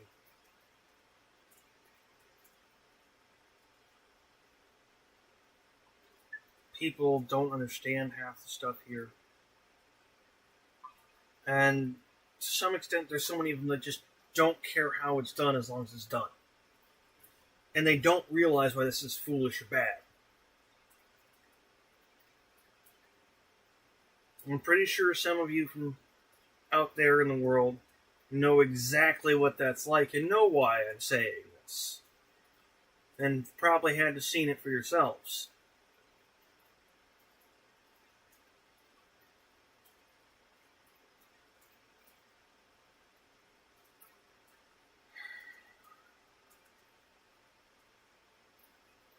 We're in for a long haul. And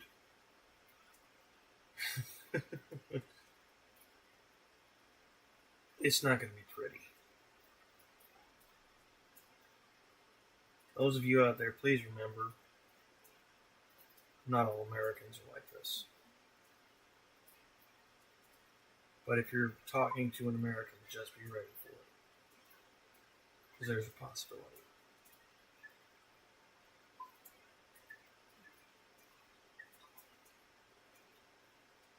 I think it's about time we need to find a way to identify each other without being too easily noted. There's not going to be answer or suggestion here because, well, there's millions of us.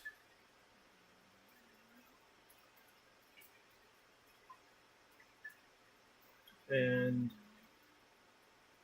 conversation, information doesn't travel that fast. Not yet.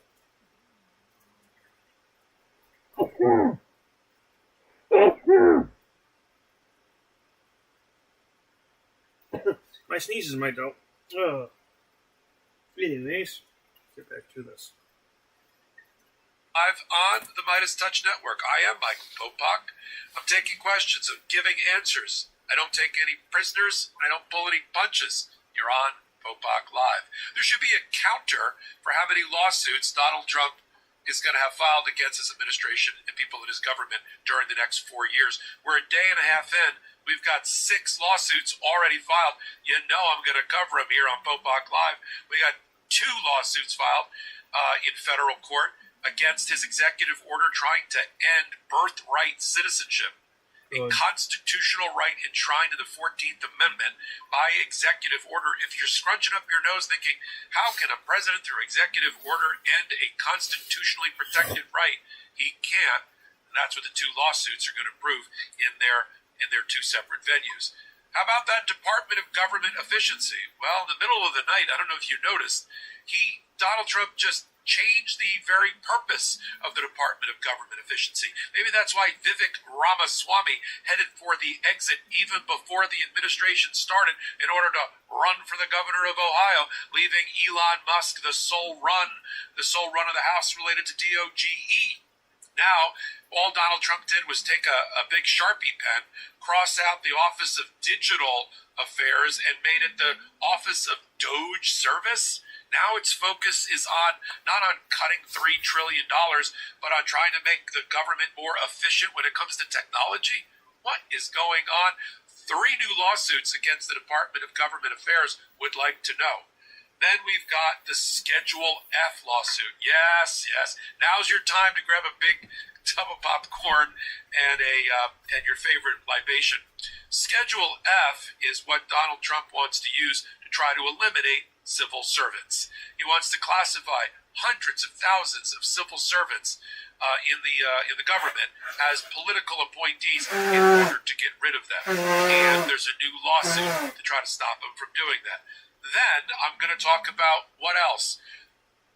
Something that our only felon president could ever do, which is issue 1,600 pardons to felons, including those that attacked, maimed, beat, tried to kill, and did successfully take the life of law enforcement, with 1,600 pardons for Jan 6 criminal defendants, including the most violent, including waving a magic wand and commuting the sentence of over 100 years for the leaders of the Proud Boys and the Oath Keepers, who were convicted by juries and judges doing their civic duty in a public justice system of seditious conspiracy, which I need to remind our felon-in-chief that means that they were found guilty beyond a reasonable doubt of trying to overthrow through violent means our...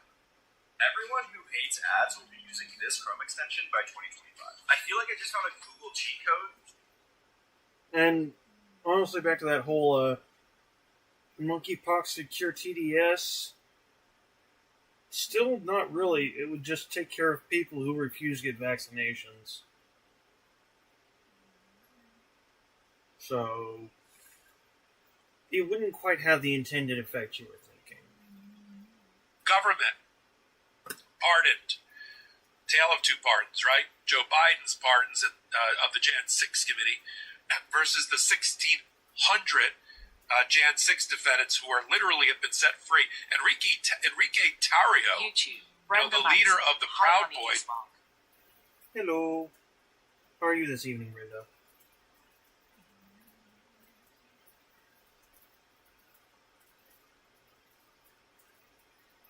Oh, that's right.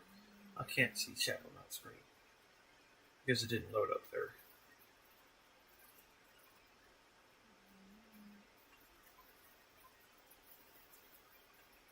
How was work? I'm guessing you worked today.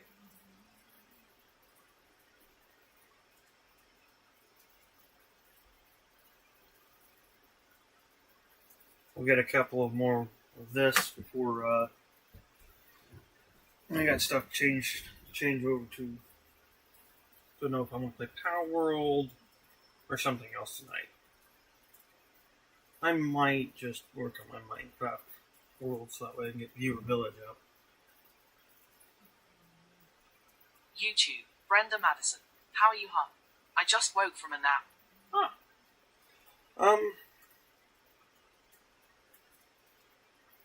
Not complaining. Tomorrow morning's gonna kind of suck. Because I don't have coffee. But, could be worse. Oh.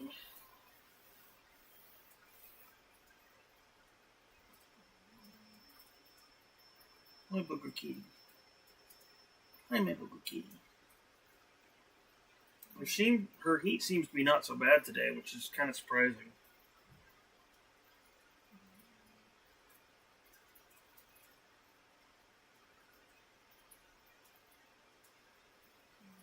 Most of the day I kind of spent waiting for Mom and Dad to show up, and come to find out they still didn't get back the truck yet. The dealership, that is. So they're driving around on the Jeep. Still. And that thing's... yeah. It's not supposed to be an on-road vehicle. Let's put it like that. Driving that thing, you go around the corners and you can just feel the whole thing.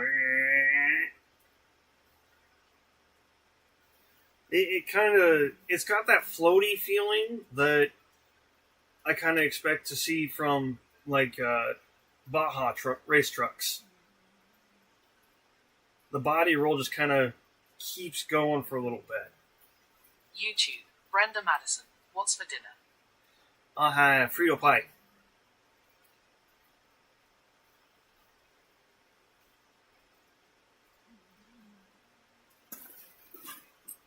I already ate half of it.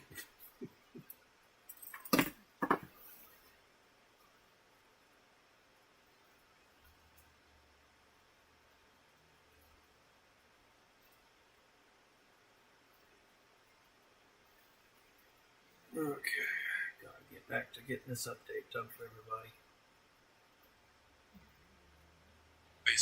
He was convicted and sentenced to 22 years. He's already celebrating in Miami. Then I want to talk about this bishop who in the National Cathedral today, Bishop Bud, decided properly to use her bully pulpit to go after Donald Trump and ask him to use his mercy Brenda not Madison. to discriminate Yummy. against the LGBTQ plus community, against immigrants, against other people that he, as the President of the United States, should protect, not discriminate against, not criminalize. And we'll talk about how that particular sermon... I've seen a bit on that already tonight. And once again, I may not be the religious type or typically care for what most religious people have to say, as in majorly pushy religious. But she got it. YouTube, Brenda Madison. Your buddy trumpeted again. Do what? Let me see what that said.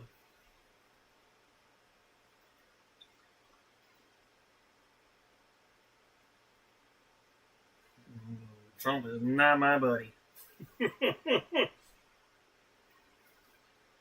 No. The sermon in the National Cathedral went today with Donald Trump, Melania, J.D. Vance, and his wife.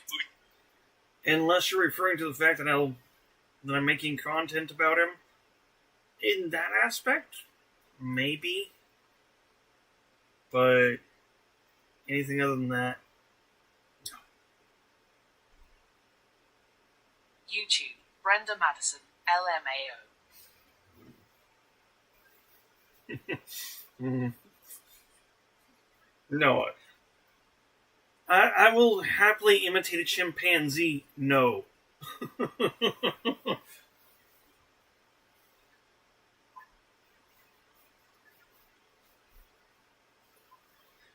No, personally, I would love to be able to deck him in the face. I'm non-binary.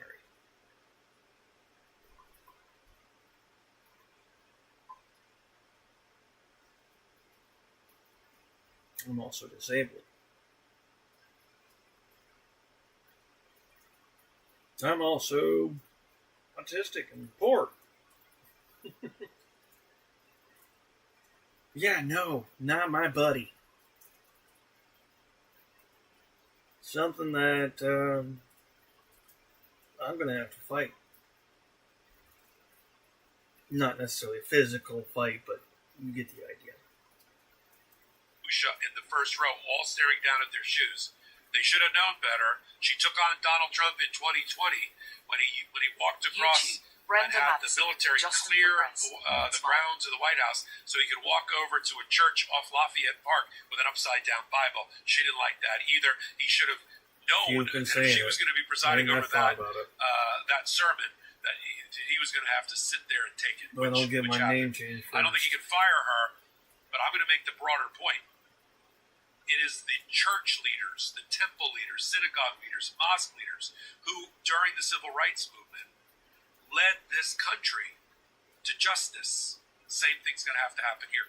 It's going to have to be a combination of the public interest groups I'm going to talk about during the lawsuit section of Popok Live, combined with church leaders, religious figures, and the rest.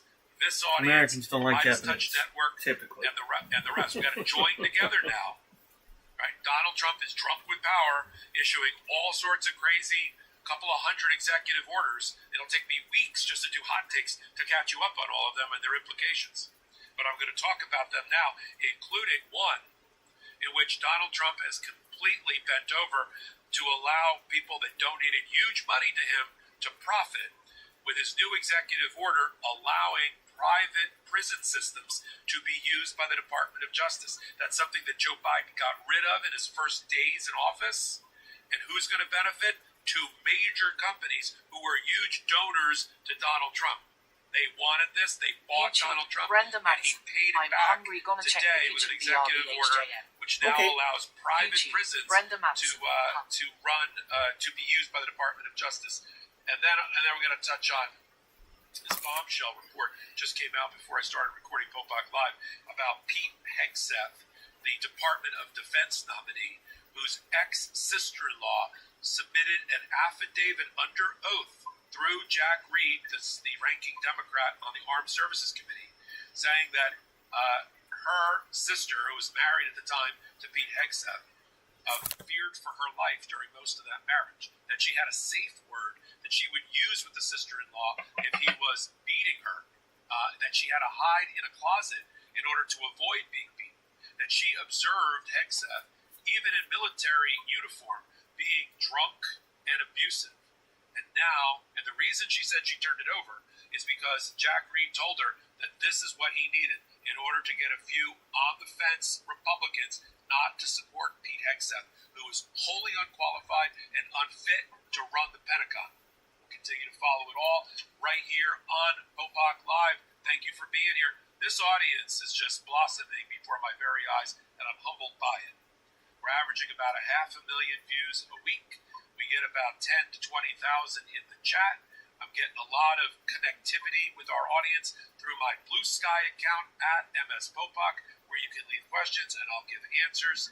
It's really just heartwarming. We stand on the shoulders of the Midas Touch Network on the Legal AF podcast of all the work that I've been doing over the last 2.5 years. And now you know. And if you don't know, I'm going to tell you. I'm full-time. I'm full-time ever since the election. I made the decision with my family to go full-time working with the Midas Touch Network, working on the Legal AF YouTube channel, working on hot takes, working on new podcasts like this Popok Live. And I can't think of a better calling. It really is a calling to do. I got another huge announcement. It's going to be about 2 weeks away, where I'm going to be doing something in collaboration with Legal AF, the Midas Touch Network, and another organization that's going to be dedicated to seeking justice for those in our audience. It's a teaser. It's not ready yet. Another 2 weeks. It's in the works. Trust me, I'm working night and day on this project, and hopefully you're gonna love it and love my our focus on our audience on this one and helping them obtain the justice that they deserve. Let's dive in. We got a counter, right? We got a counter going here. 6 lawsuits. Let's start with birthright citizenship. The Constitution guarantees after our Civil War that all people born here on U.S. soil, regardless of their parentage, regardless of their parents, are automatically U.S. citizens. We call it jus soil, right? It's Latin, French for you're born here, you're an American citizen. That's been enshrined in the Constitution since the 1860s. We had a Supreme Court case 30 years later in 1898, and it's never wavered, which the Supreme Court said if you're born here, regardless of if your parents are subject to the jurisdiction of and the laws of another country, like China in the case of the Supreme Court case, you are a U.S. citizen. Now, MAGA likes to call them anchor babies. They're not anchor babies; they're fellow U.S. citizens. Thank you. One of them may be the next United States president. Hell, there's people in Donald Trump's potential cabinet that are technically anchor babies.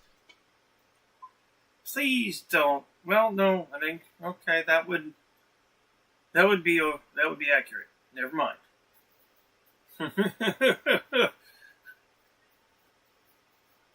As a matter of fact, I got a nice little confirmation from Cuba yesterday. Cuba says, "Who's Obama?"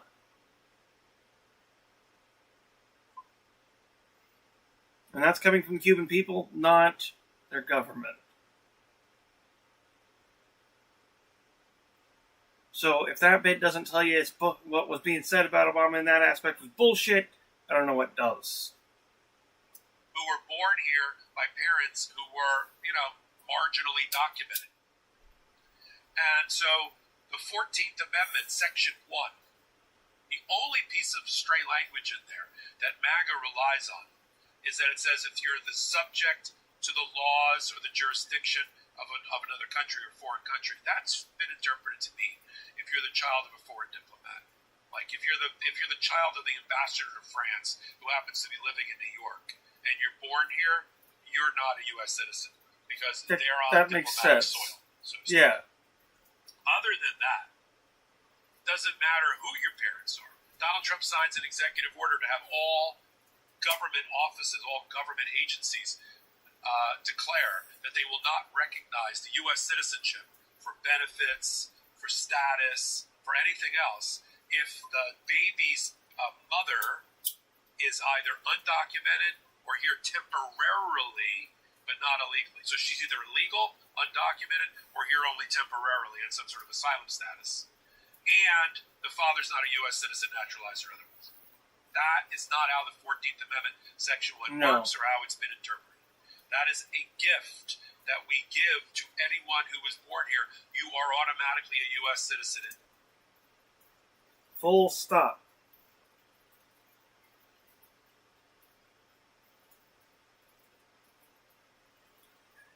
And that's what's the way it's been the longest time.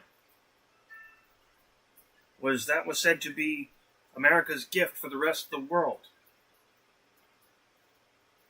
Was that there was a chance that if you had a kid here, they were an American citizen, which meant that they didn't have the same shit to go through. Even if it's just a little bit better.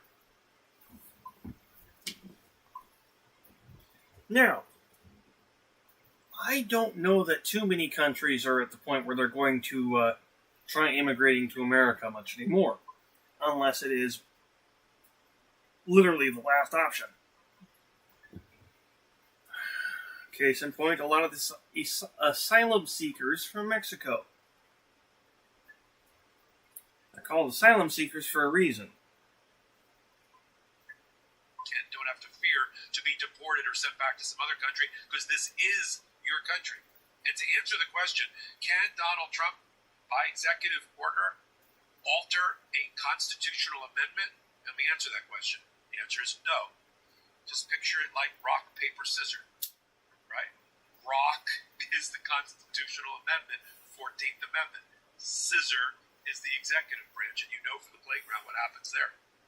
The only way to amend or change that law, the only way, is if there is an amendment to the Constitution. 2/3 vote of the states, 2/3 approval by the House and the Senate.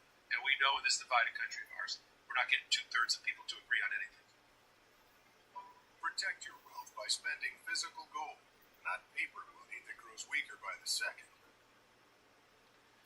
Or you get a Supreme Court to interpret it your way if you're MAGA.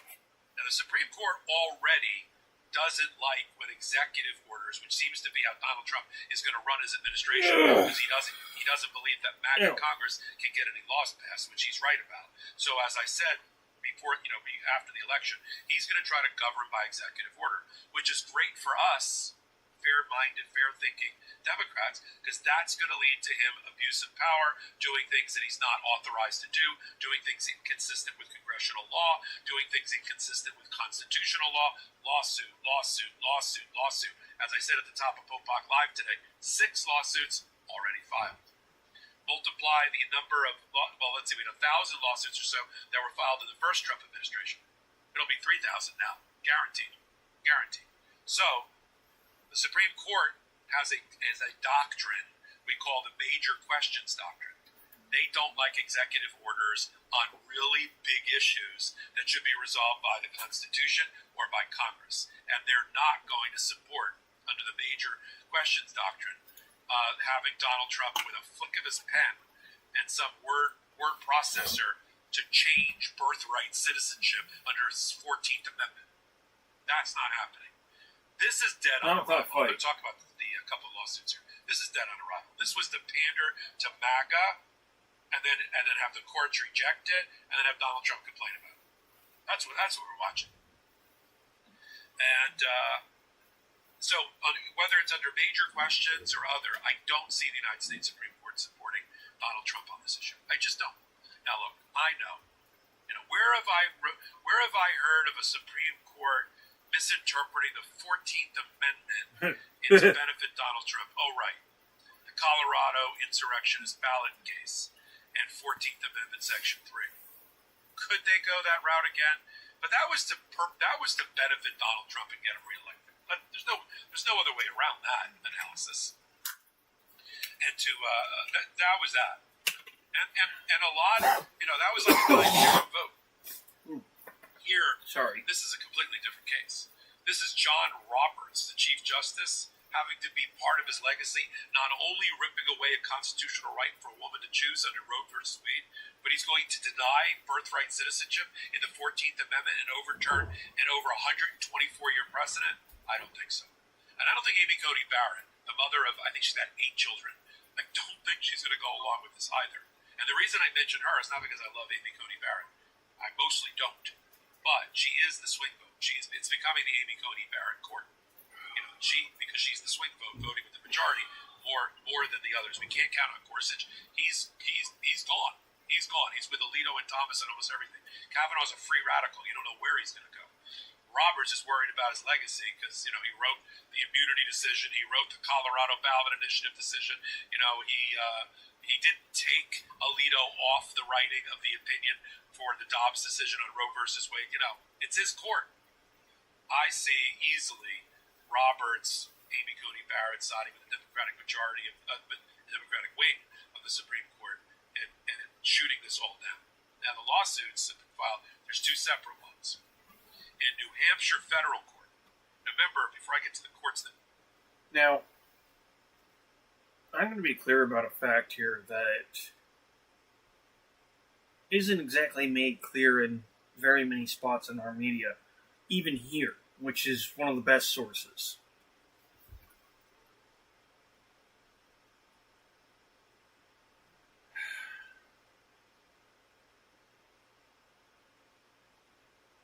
there's nothing saying that Donald Trump's going to follow the law or use the law to change this stuff. We don't exactly know how he plans to do it completely. If all of it's going to be trying to do it through making filings and whatnot. I have a feeling at some point that's going to stop. That's going to stop being a thing. There's going to stop having any kind of barrier before too long. Not time yet. No, not time yet. You got another hour. Just like puppies. Yeah, you got another hour. That is not a toy. That is a little beep beeper. He doesn't deserve to have his beeper beeped on him. He's not doing nothing. You want your spot? You want your spot? You want your spot? Okay. Venues are important here. The courts are important here. The appellate courts are important here. Just as the Republicans and MAGA want to do their Texas two-step all the time. File in Texas. Take it to the Fifth Circuit Court of Appeals. Then take it to the United States Supreme Court. We, as fair-minded... I guess I should add on the fact that he's saying he wants to be a dictator. He's showing actions of wanting to be a dictator. And eventually, a dictator stops listening to criticism or asking permission. I don't know how long before that happens. I don't know what all he's filing. I don't have that information. I don't have access to that information. And this is not the all I have, but it really is the most accurate. I've got to wade through a lot less bullshit to actually get the data and get the facts. Now, do I have trouble pulling up each bit of these as I need to? Oh, fuck yeah. I'm time blind. Everything melds together. It's there, it just doesn't have the proper order.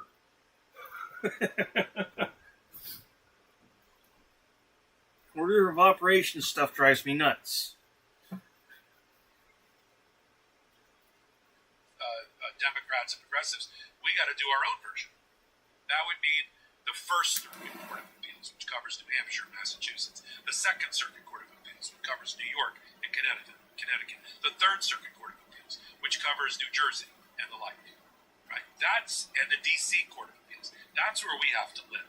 California and the Ninth Circuit used to be very reliable. It's getting a little bit less reliable, but I would throw that still in there too, California. Right? Stay away from the Midwest. Stay away from the South. Stay away from the Fifth Circuit. Right? And that's where these lawsuits need to go, and that's where they're going. First case filed against Birthright Citizenship Executive Order hours after it was signed is in New Hampshire. It's brought fundamentally by the American Civil Liberties Union, the ACLU. I said earlier in November, watch the ACLU. Watch new organizations made, including ones by Norm Eisen, who's a friend of the pod and a friend of the channel, to defend democracy. He's formed some groups there. The NAACP. So the NAACP, the ACLU, a group by Norm Eisen, and then some other groups like LULAC, the Latin Urban Cities Organization, and an Indonesian community support group, because the Indonesians came to New Hampshire, right, in 2023, and they're having babies. I mean, we don't believe in I don't believe in sterilizing people who just arrived here, right? No. And so they're having babies. The question is, why aren't those babies Americans? Why are they second-class citizens? Donald Trump says, well, they're here on a temporary asylum visa, so we're not going to recognize their children. Where does it say that in the Constitution? Nope. So that group mobilized behind the Indonesian community, but they're seeking, just as the other lawsuit I'll tell you about, they're seeking a full block, nationwide block of this order. Now, Trump put a 30-day timer in it. His law doesn't go into effect for about 30 days. So we got some time for this litigation. He anticipated it. So that's the New Hampshire case. Under the 14th Amendment violation, there's some other laws asking the courts to block it and to unconstitutional. Now, 22 other states have gotten together and split their suits into two separate suits. So there's really 7 suits that have now been filed against Donald Trump. The 22 or so states have joined together. 18 states and 2 cities, San Francisco and D.C., are in one case. In Massachusetts, again, same, the First Circuit Court of Appeals, same as New Hampshire. So we've got 2 cases sitting in the First Circuit. 18 states there, including Massachusetts, New Jersey, New York, Michigan, Maine, Minnesota, Vermont, Maryland. They're all joined together there. And then, in another case, in the Western District of Washington State, federal, all federal, just to be clear. These are not state issues. Constitution, subject matter, come on, Oregon, be with it. In Washington, which reports to the Ninth Circuit, we've got Arizona, Washington, Illinois, and Oregon filing there. Same case, but they're flooding the zone. This is the portfolio method of filing. I've handled class action cases. For those wondering why that's a big deal to me, I'm an Oregonian. We've been a sanctuary state and welcomed immigrants for as long as I can remember. I grew up with immigrants and children of immigrants. They were some of my best friends. Sure, I did some not-so-savory stuff too, but that was my own doing, not theirs.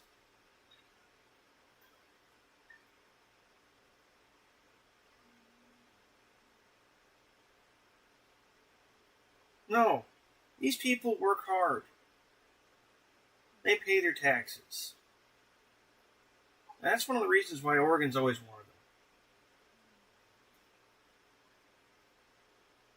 I wish Oregon would wise up about a few other things.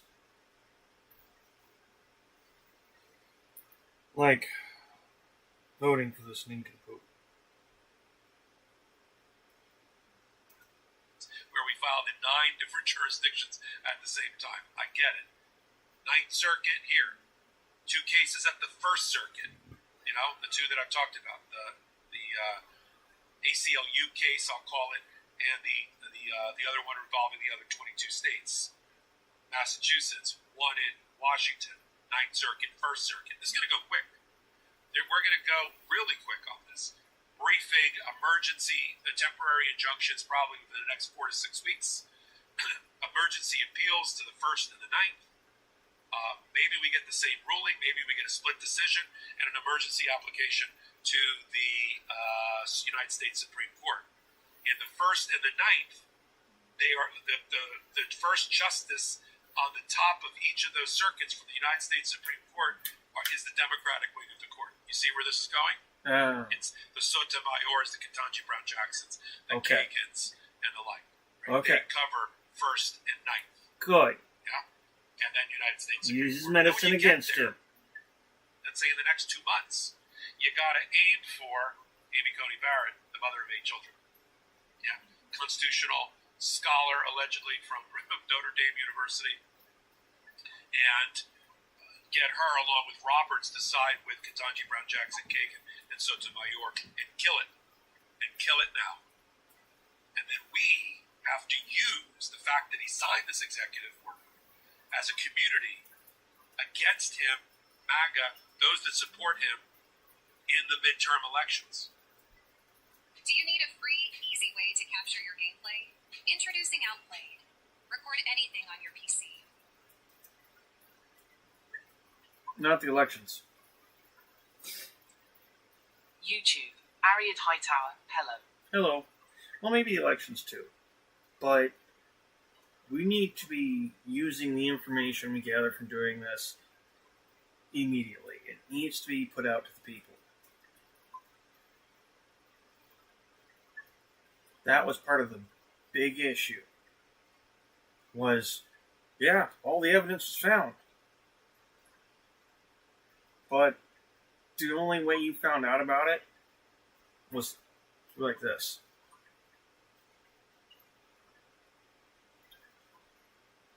And there's good reason for it. It kind of helps if your legacy media isn't in the pocket of person doing?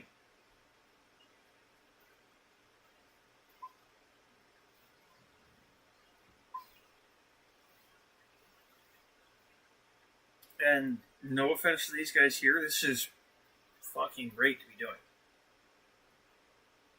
But we're going to have to figure out some way to better get this information out. We can't just chill and consider, hey, we got it, it's out there, that's good enough. No. I mean, y'all want to play dirty. I get it. But we've got to be tactical about it. We've got to be methodical about it. We can't just play dirty. That'd make us no better than that.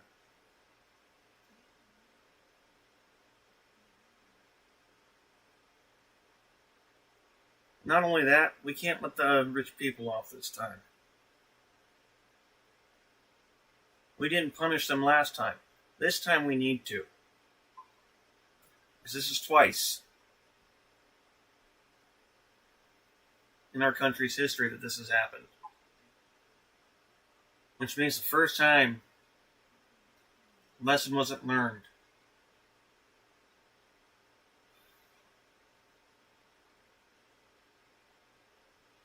First time's warning. After that, you get punished. And that's typically how it goes with kids. So, why are we letting rich people get away with something we won't let our kids get away with?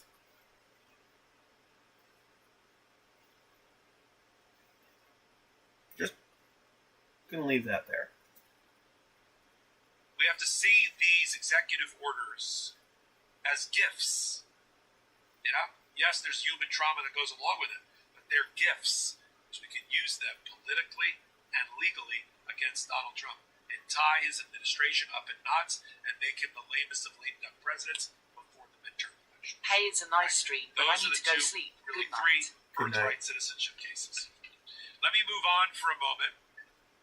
When we come back from one of our sponsors, got to do that part. Pro-democracy sponsors are important. Remember, we're completely independent here. We're people-powered, Legal AF powered, POPOC-powered. I like POPOC powered tonight. No outside investors, right? No, none, right? This is my equipment.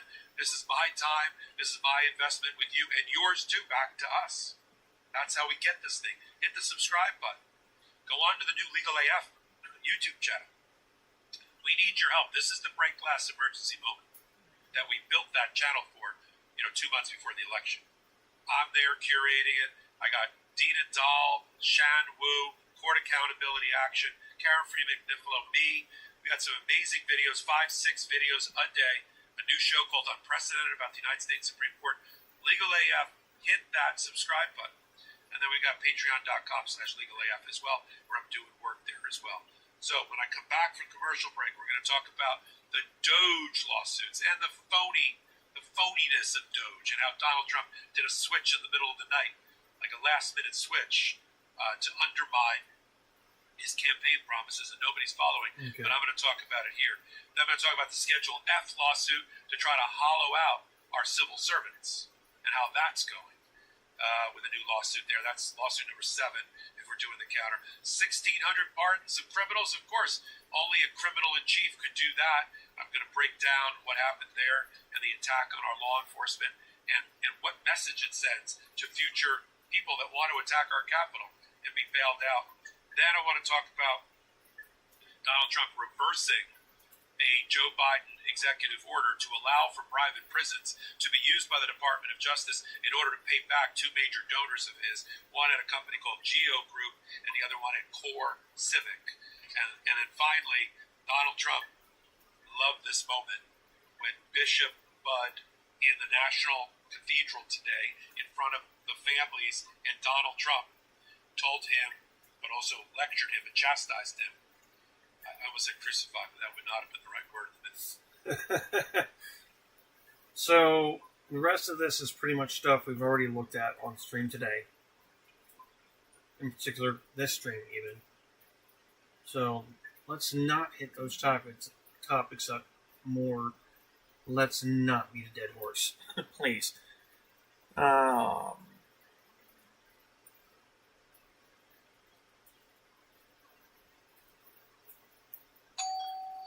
let's say you have to read an incredibly long email from your boss that you have to finish before the big meeting starts in 10... So,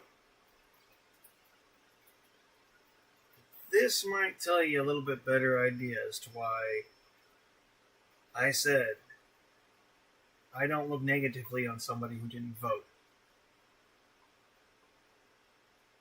There's a lot of people whose votes didn't count.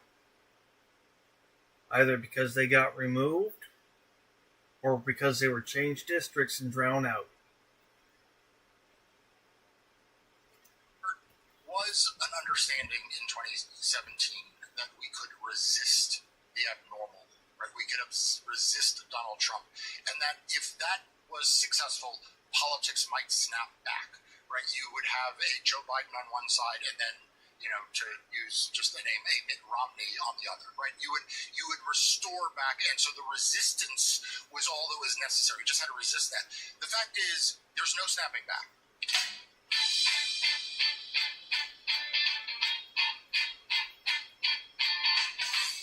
I'm not getting told music. Oh well. Hello, and welcome to the Politics Girl podcast. I'm your host, Lee McGowan. Let's get into it. Well, he won. And yesterday, he was inaugurated. I didn't watch it. The days leading up to January 20th have already tested my faith in this country, in the federal government's ability to counter any of what's coming, and quite frankly, it's tested my faith in humanity. But as today's guest, Mark Elias, has said, no one is coming to save us. We're YouTube, and we don't really have the luxury of giving up and letting ourselves become cynical and nihilistic. Donald Trump and his enablers want us to feel powerless and hopeless. They want us to feel that resistance is futile. And honestly, between you and me, it's easy to feel that way when you see all these important people with way more power than you bowing down to kiss the ring. These people who could stand up to the bully, who could make a difference supporting our democracy or our constitution, or even just what's right, tripping over themselves to see who can prostrate themselves further for the Fuhrer, and it is incredibly pathetic. But it should inspire you. Because with all the talk of betas and cucks, these captains of industry are exactly that. Scared, integrity-free weaklings. These billionaires and media moguls and business leaders are the weakest link in our society. She's not wrong. YouTube, Brenda Madison.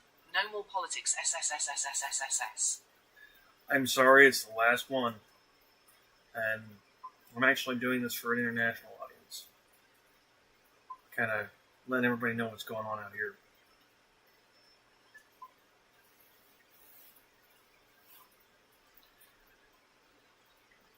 Yeah, I kind of have to keep it up and informed if I'm going to, someday, end up possibly even going all the way to president.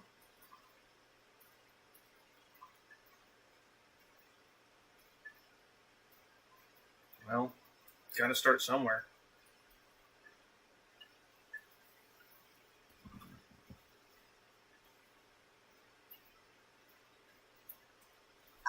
But we, the majority of this country who believe in fairness and justice and the rule of law, have another choice. And I'm having Mark Elias on today to talk about it. And another good point. I don't have to drink to deal with it.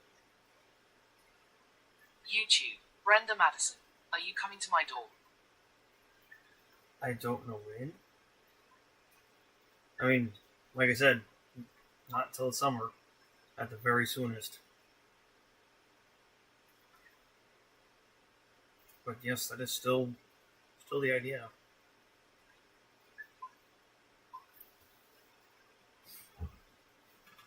Are we still on for tomorrow?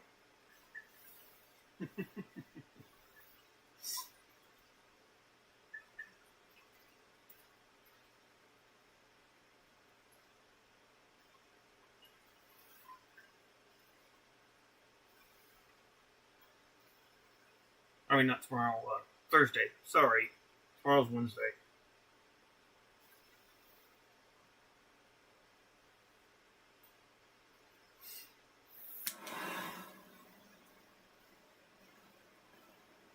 YouTube, Brenda Matheson, not tomorrow, Thursday bar. Yep, it took me a moment. I was like, oh, shit. Tomorrow's Wednesday. YouTube, Brenda Matheson, Bay.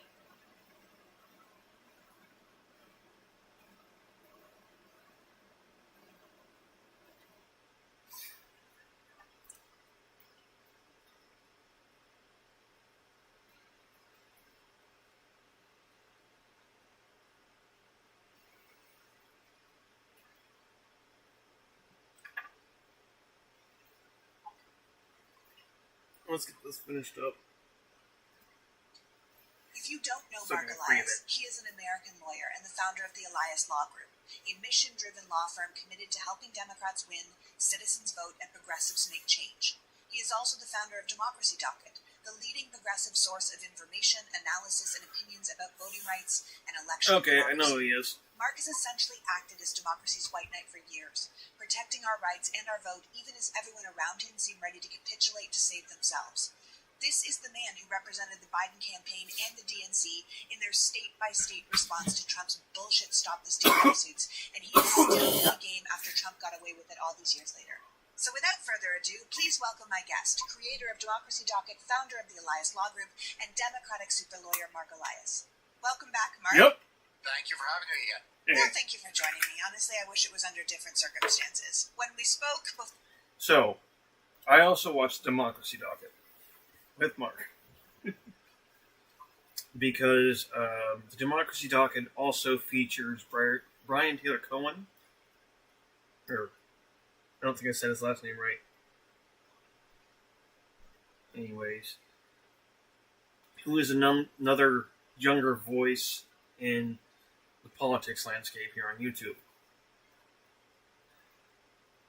Who, once again, kind of like these guys, is good about getting the information and showing it to you. Not just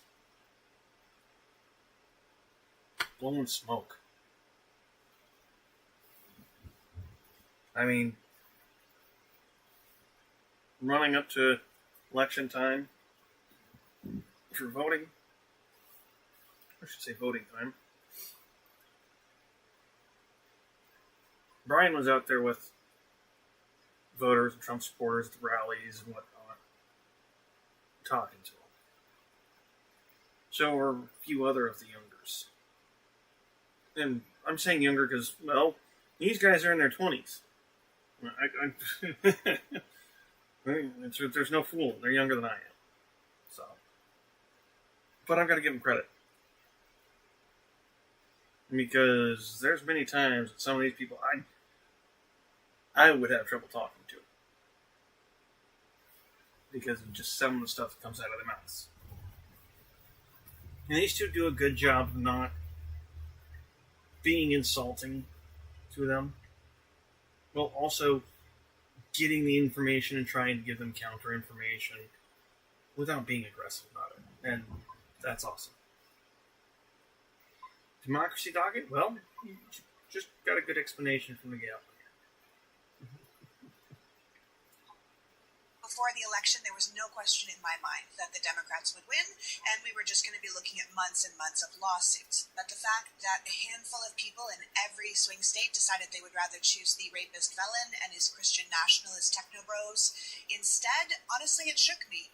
It's like a lack of imagination on my part, I guess. But yesterday was Trump's inauguration, the most expensive one in history, paid for by a bunch of super rich guys trying to curry favor. In fact, there were so many people who donated to that inauguration that I think they were at $200 million before they cut it off because they'd run out of VIP tickets.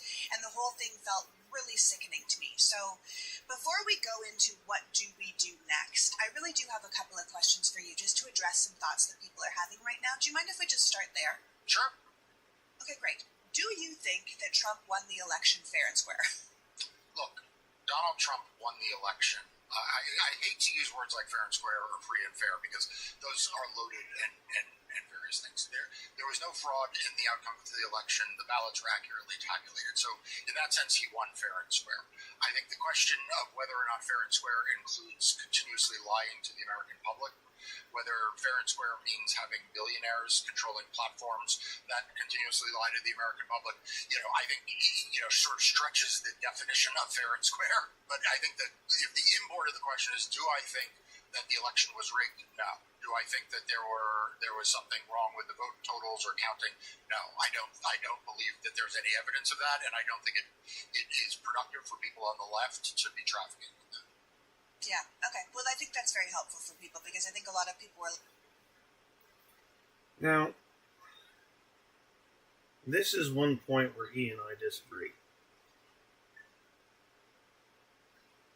Because of things like district gerrymandering, where quite literally groups of people are taken from one voting district and thrown into another where they are overwhelmed by opposite or opposing opinion, even though they don't physically live in that space. And this is something that has been being done for many decades now.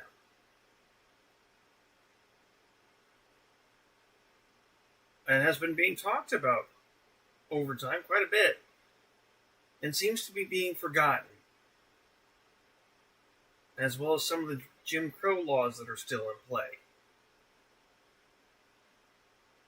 Which, those two things would happen before the tally, and which kind of would make sense as to why he would say that. Because as far as the tally is concerned, it would be accurate. Because those were thrown out before the tally. Or that was drowned before the tally. That is the only place where I will disagree with that statement.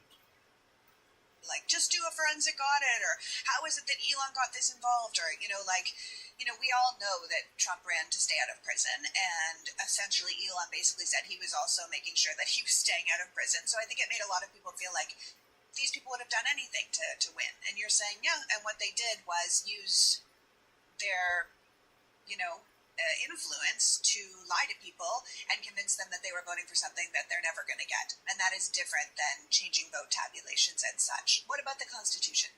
Why do you think that the Jack Smith report didn't trigger, say, the 14th Amendment? Like, isn't proof of attempting to overturn the last election grounds for his electoral votes to be invalidated under Section 3 of the 14th Amendment? Because that part of the report was really specific, direct evidence of participation in the fake electors scheme, and we still just handed the country over to a treasonous felon. So is that something that we should have done differently?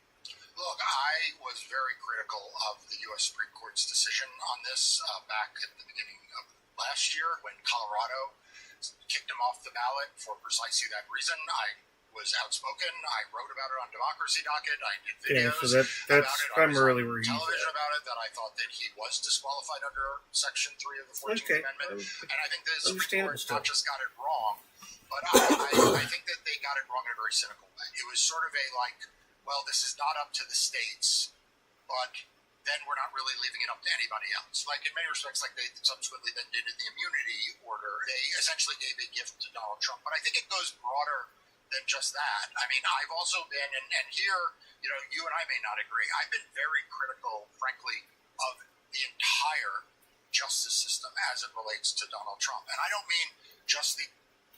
He very much has. He very, very much has. From everything I've watched, I can say, yeah. Every freaking time. The entire justice system parts that we don't like. I think the fact that Judge Merchan gave him assurances before the sentencing that he would not go to jail, I think was wrong. I think the fact that the prosecutors in that case showed up on the day of the sentencing and agreed that he shouldn't face any penalty was wrong. I think the fact that he was allowed to appear by video and was assured that none of this was going to inconvenience him too much, I think was wrong. I think the fact that Jack Smith let his lawyers review the final report as a courtesy, what Jack Smith called an accommodation. Why did he get that accommodation? I can tell you, I've been mentioned in John Durham's independent counsel report. Hillary Clinton was tarred in that report. There wasn't any courtesy or accommodation made for Secretary Clinton or any of the rest of the people who were mentioned in that report. And so why did Jack Smith feel the need to give that? Because what you knew was going to happen is exactly what happened, which is that Donald Trump's lawyers would then spread lies and disinformation about it and go to Judge Cannon and to try to block it. So, I have been disappointed in almost every aspect of the way in which one side has played by. And if you can't see his frustration, let me tell you, it's been simmering a while. Norms, and the other side has played by outside the lines. And I'm not saying that Democrats should play outside the lines. I'm not saying that Merrick Garland should play outside the lines. But when Merrick Garland gave his benedictory talk to the folks at the Department of Justice, he celebrated how they all followed norms. And I'm thinking, what about this experience leaves us to think that was the right outcome? Again, follow the law, yes. But if you ask me, do I think that Section 3 of the 14th Amendment should have been invoked by, I think the Supreme Court got it wrong, and I think that there was too quick for everyone to say, all right, well, it would be a big deal to disqualify Donald Trump. Yeah, is it all about believing in the institutions and believing in the country and holding on to this idea of democracy with the hope that we can potentially fix it one day, or is it just like wishful thinking? That's exactly right. And so, look, I have spent my career fighting for democracy in court, and we fight within the rules as they are. We fight within the law as they are, but we fight hard, and we don't give up. And I would have liked to have seen in the aftermath of that Supreme Court decision, whether it was other states, other legal theories, the Department of Justice, some greater, not giving up. And I thought that Jack Smith, I realize I'm jumping from top to top, but to me, they're all connected. Jack Smith, even to the extent that he voluntarily dismissed the charges against Donald Trump, well, he did that because it's annoying.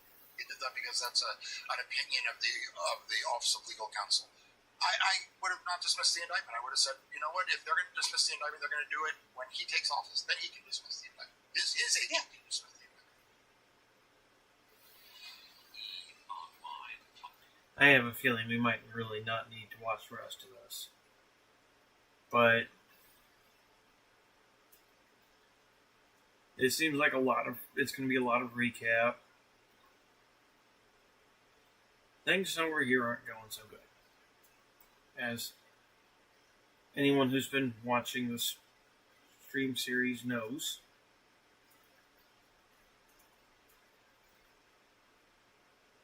So,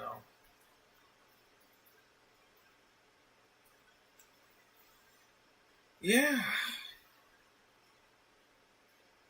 And this is technically the end of the first day's report. I might get one or two more, but I guess I might be doing 2 a day. I don't know yet. We might have a morning and evening edition to help cut down on time. Because this one went a little bit. Or at least it seems like it. Maybe it's because I was, whether I knew it or not, basically doing hot take lengths. Notice that most of these are 15 and a half hours. So it seems longer, but I know, if I pause it more, it definitely is longer, but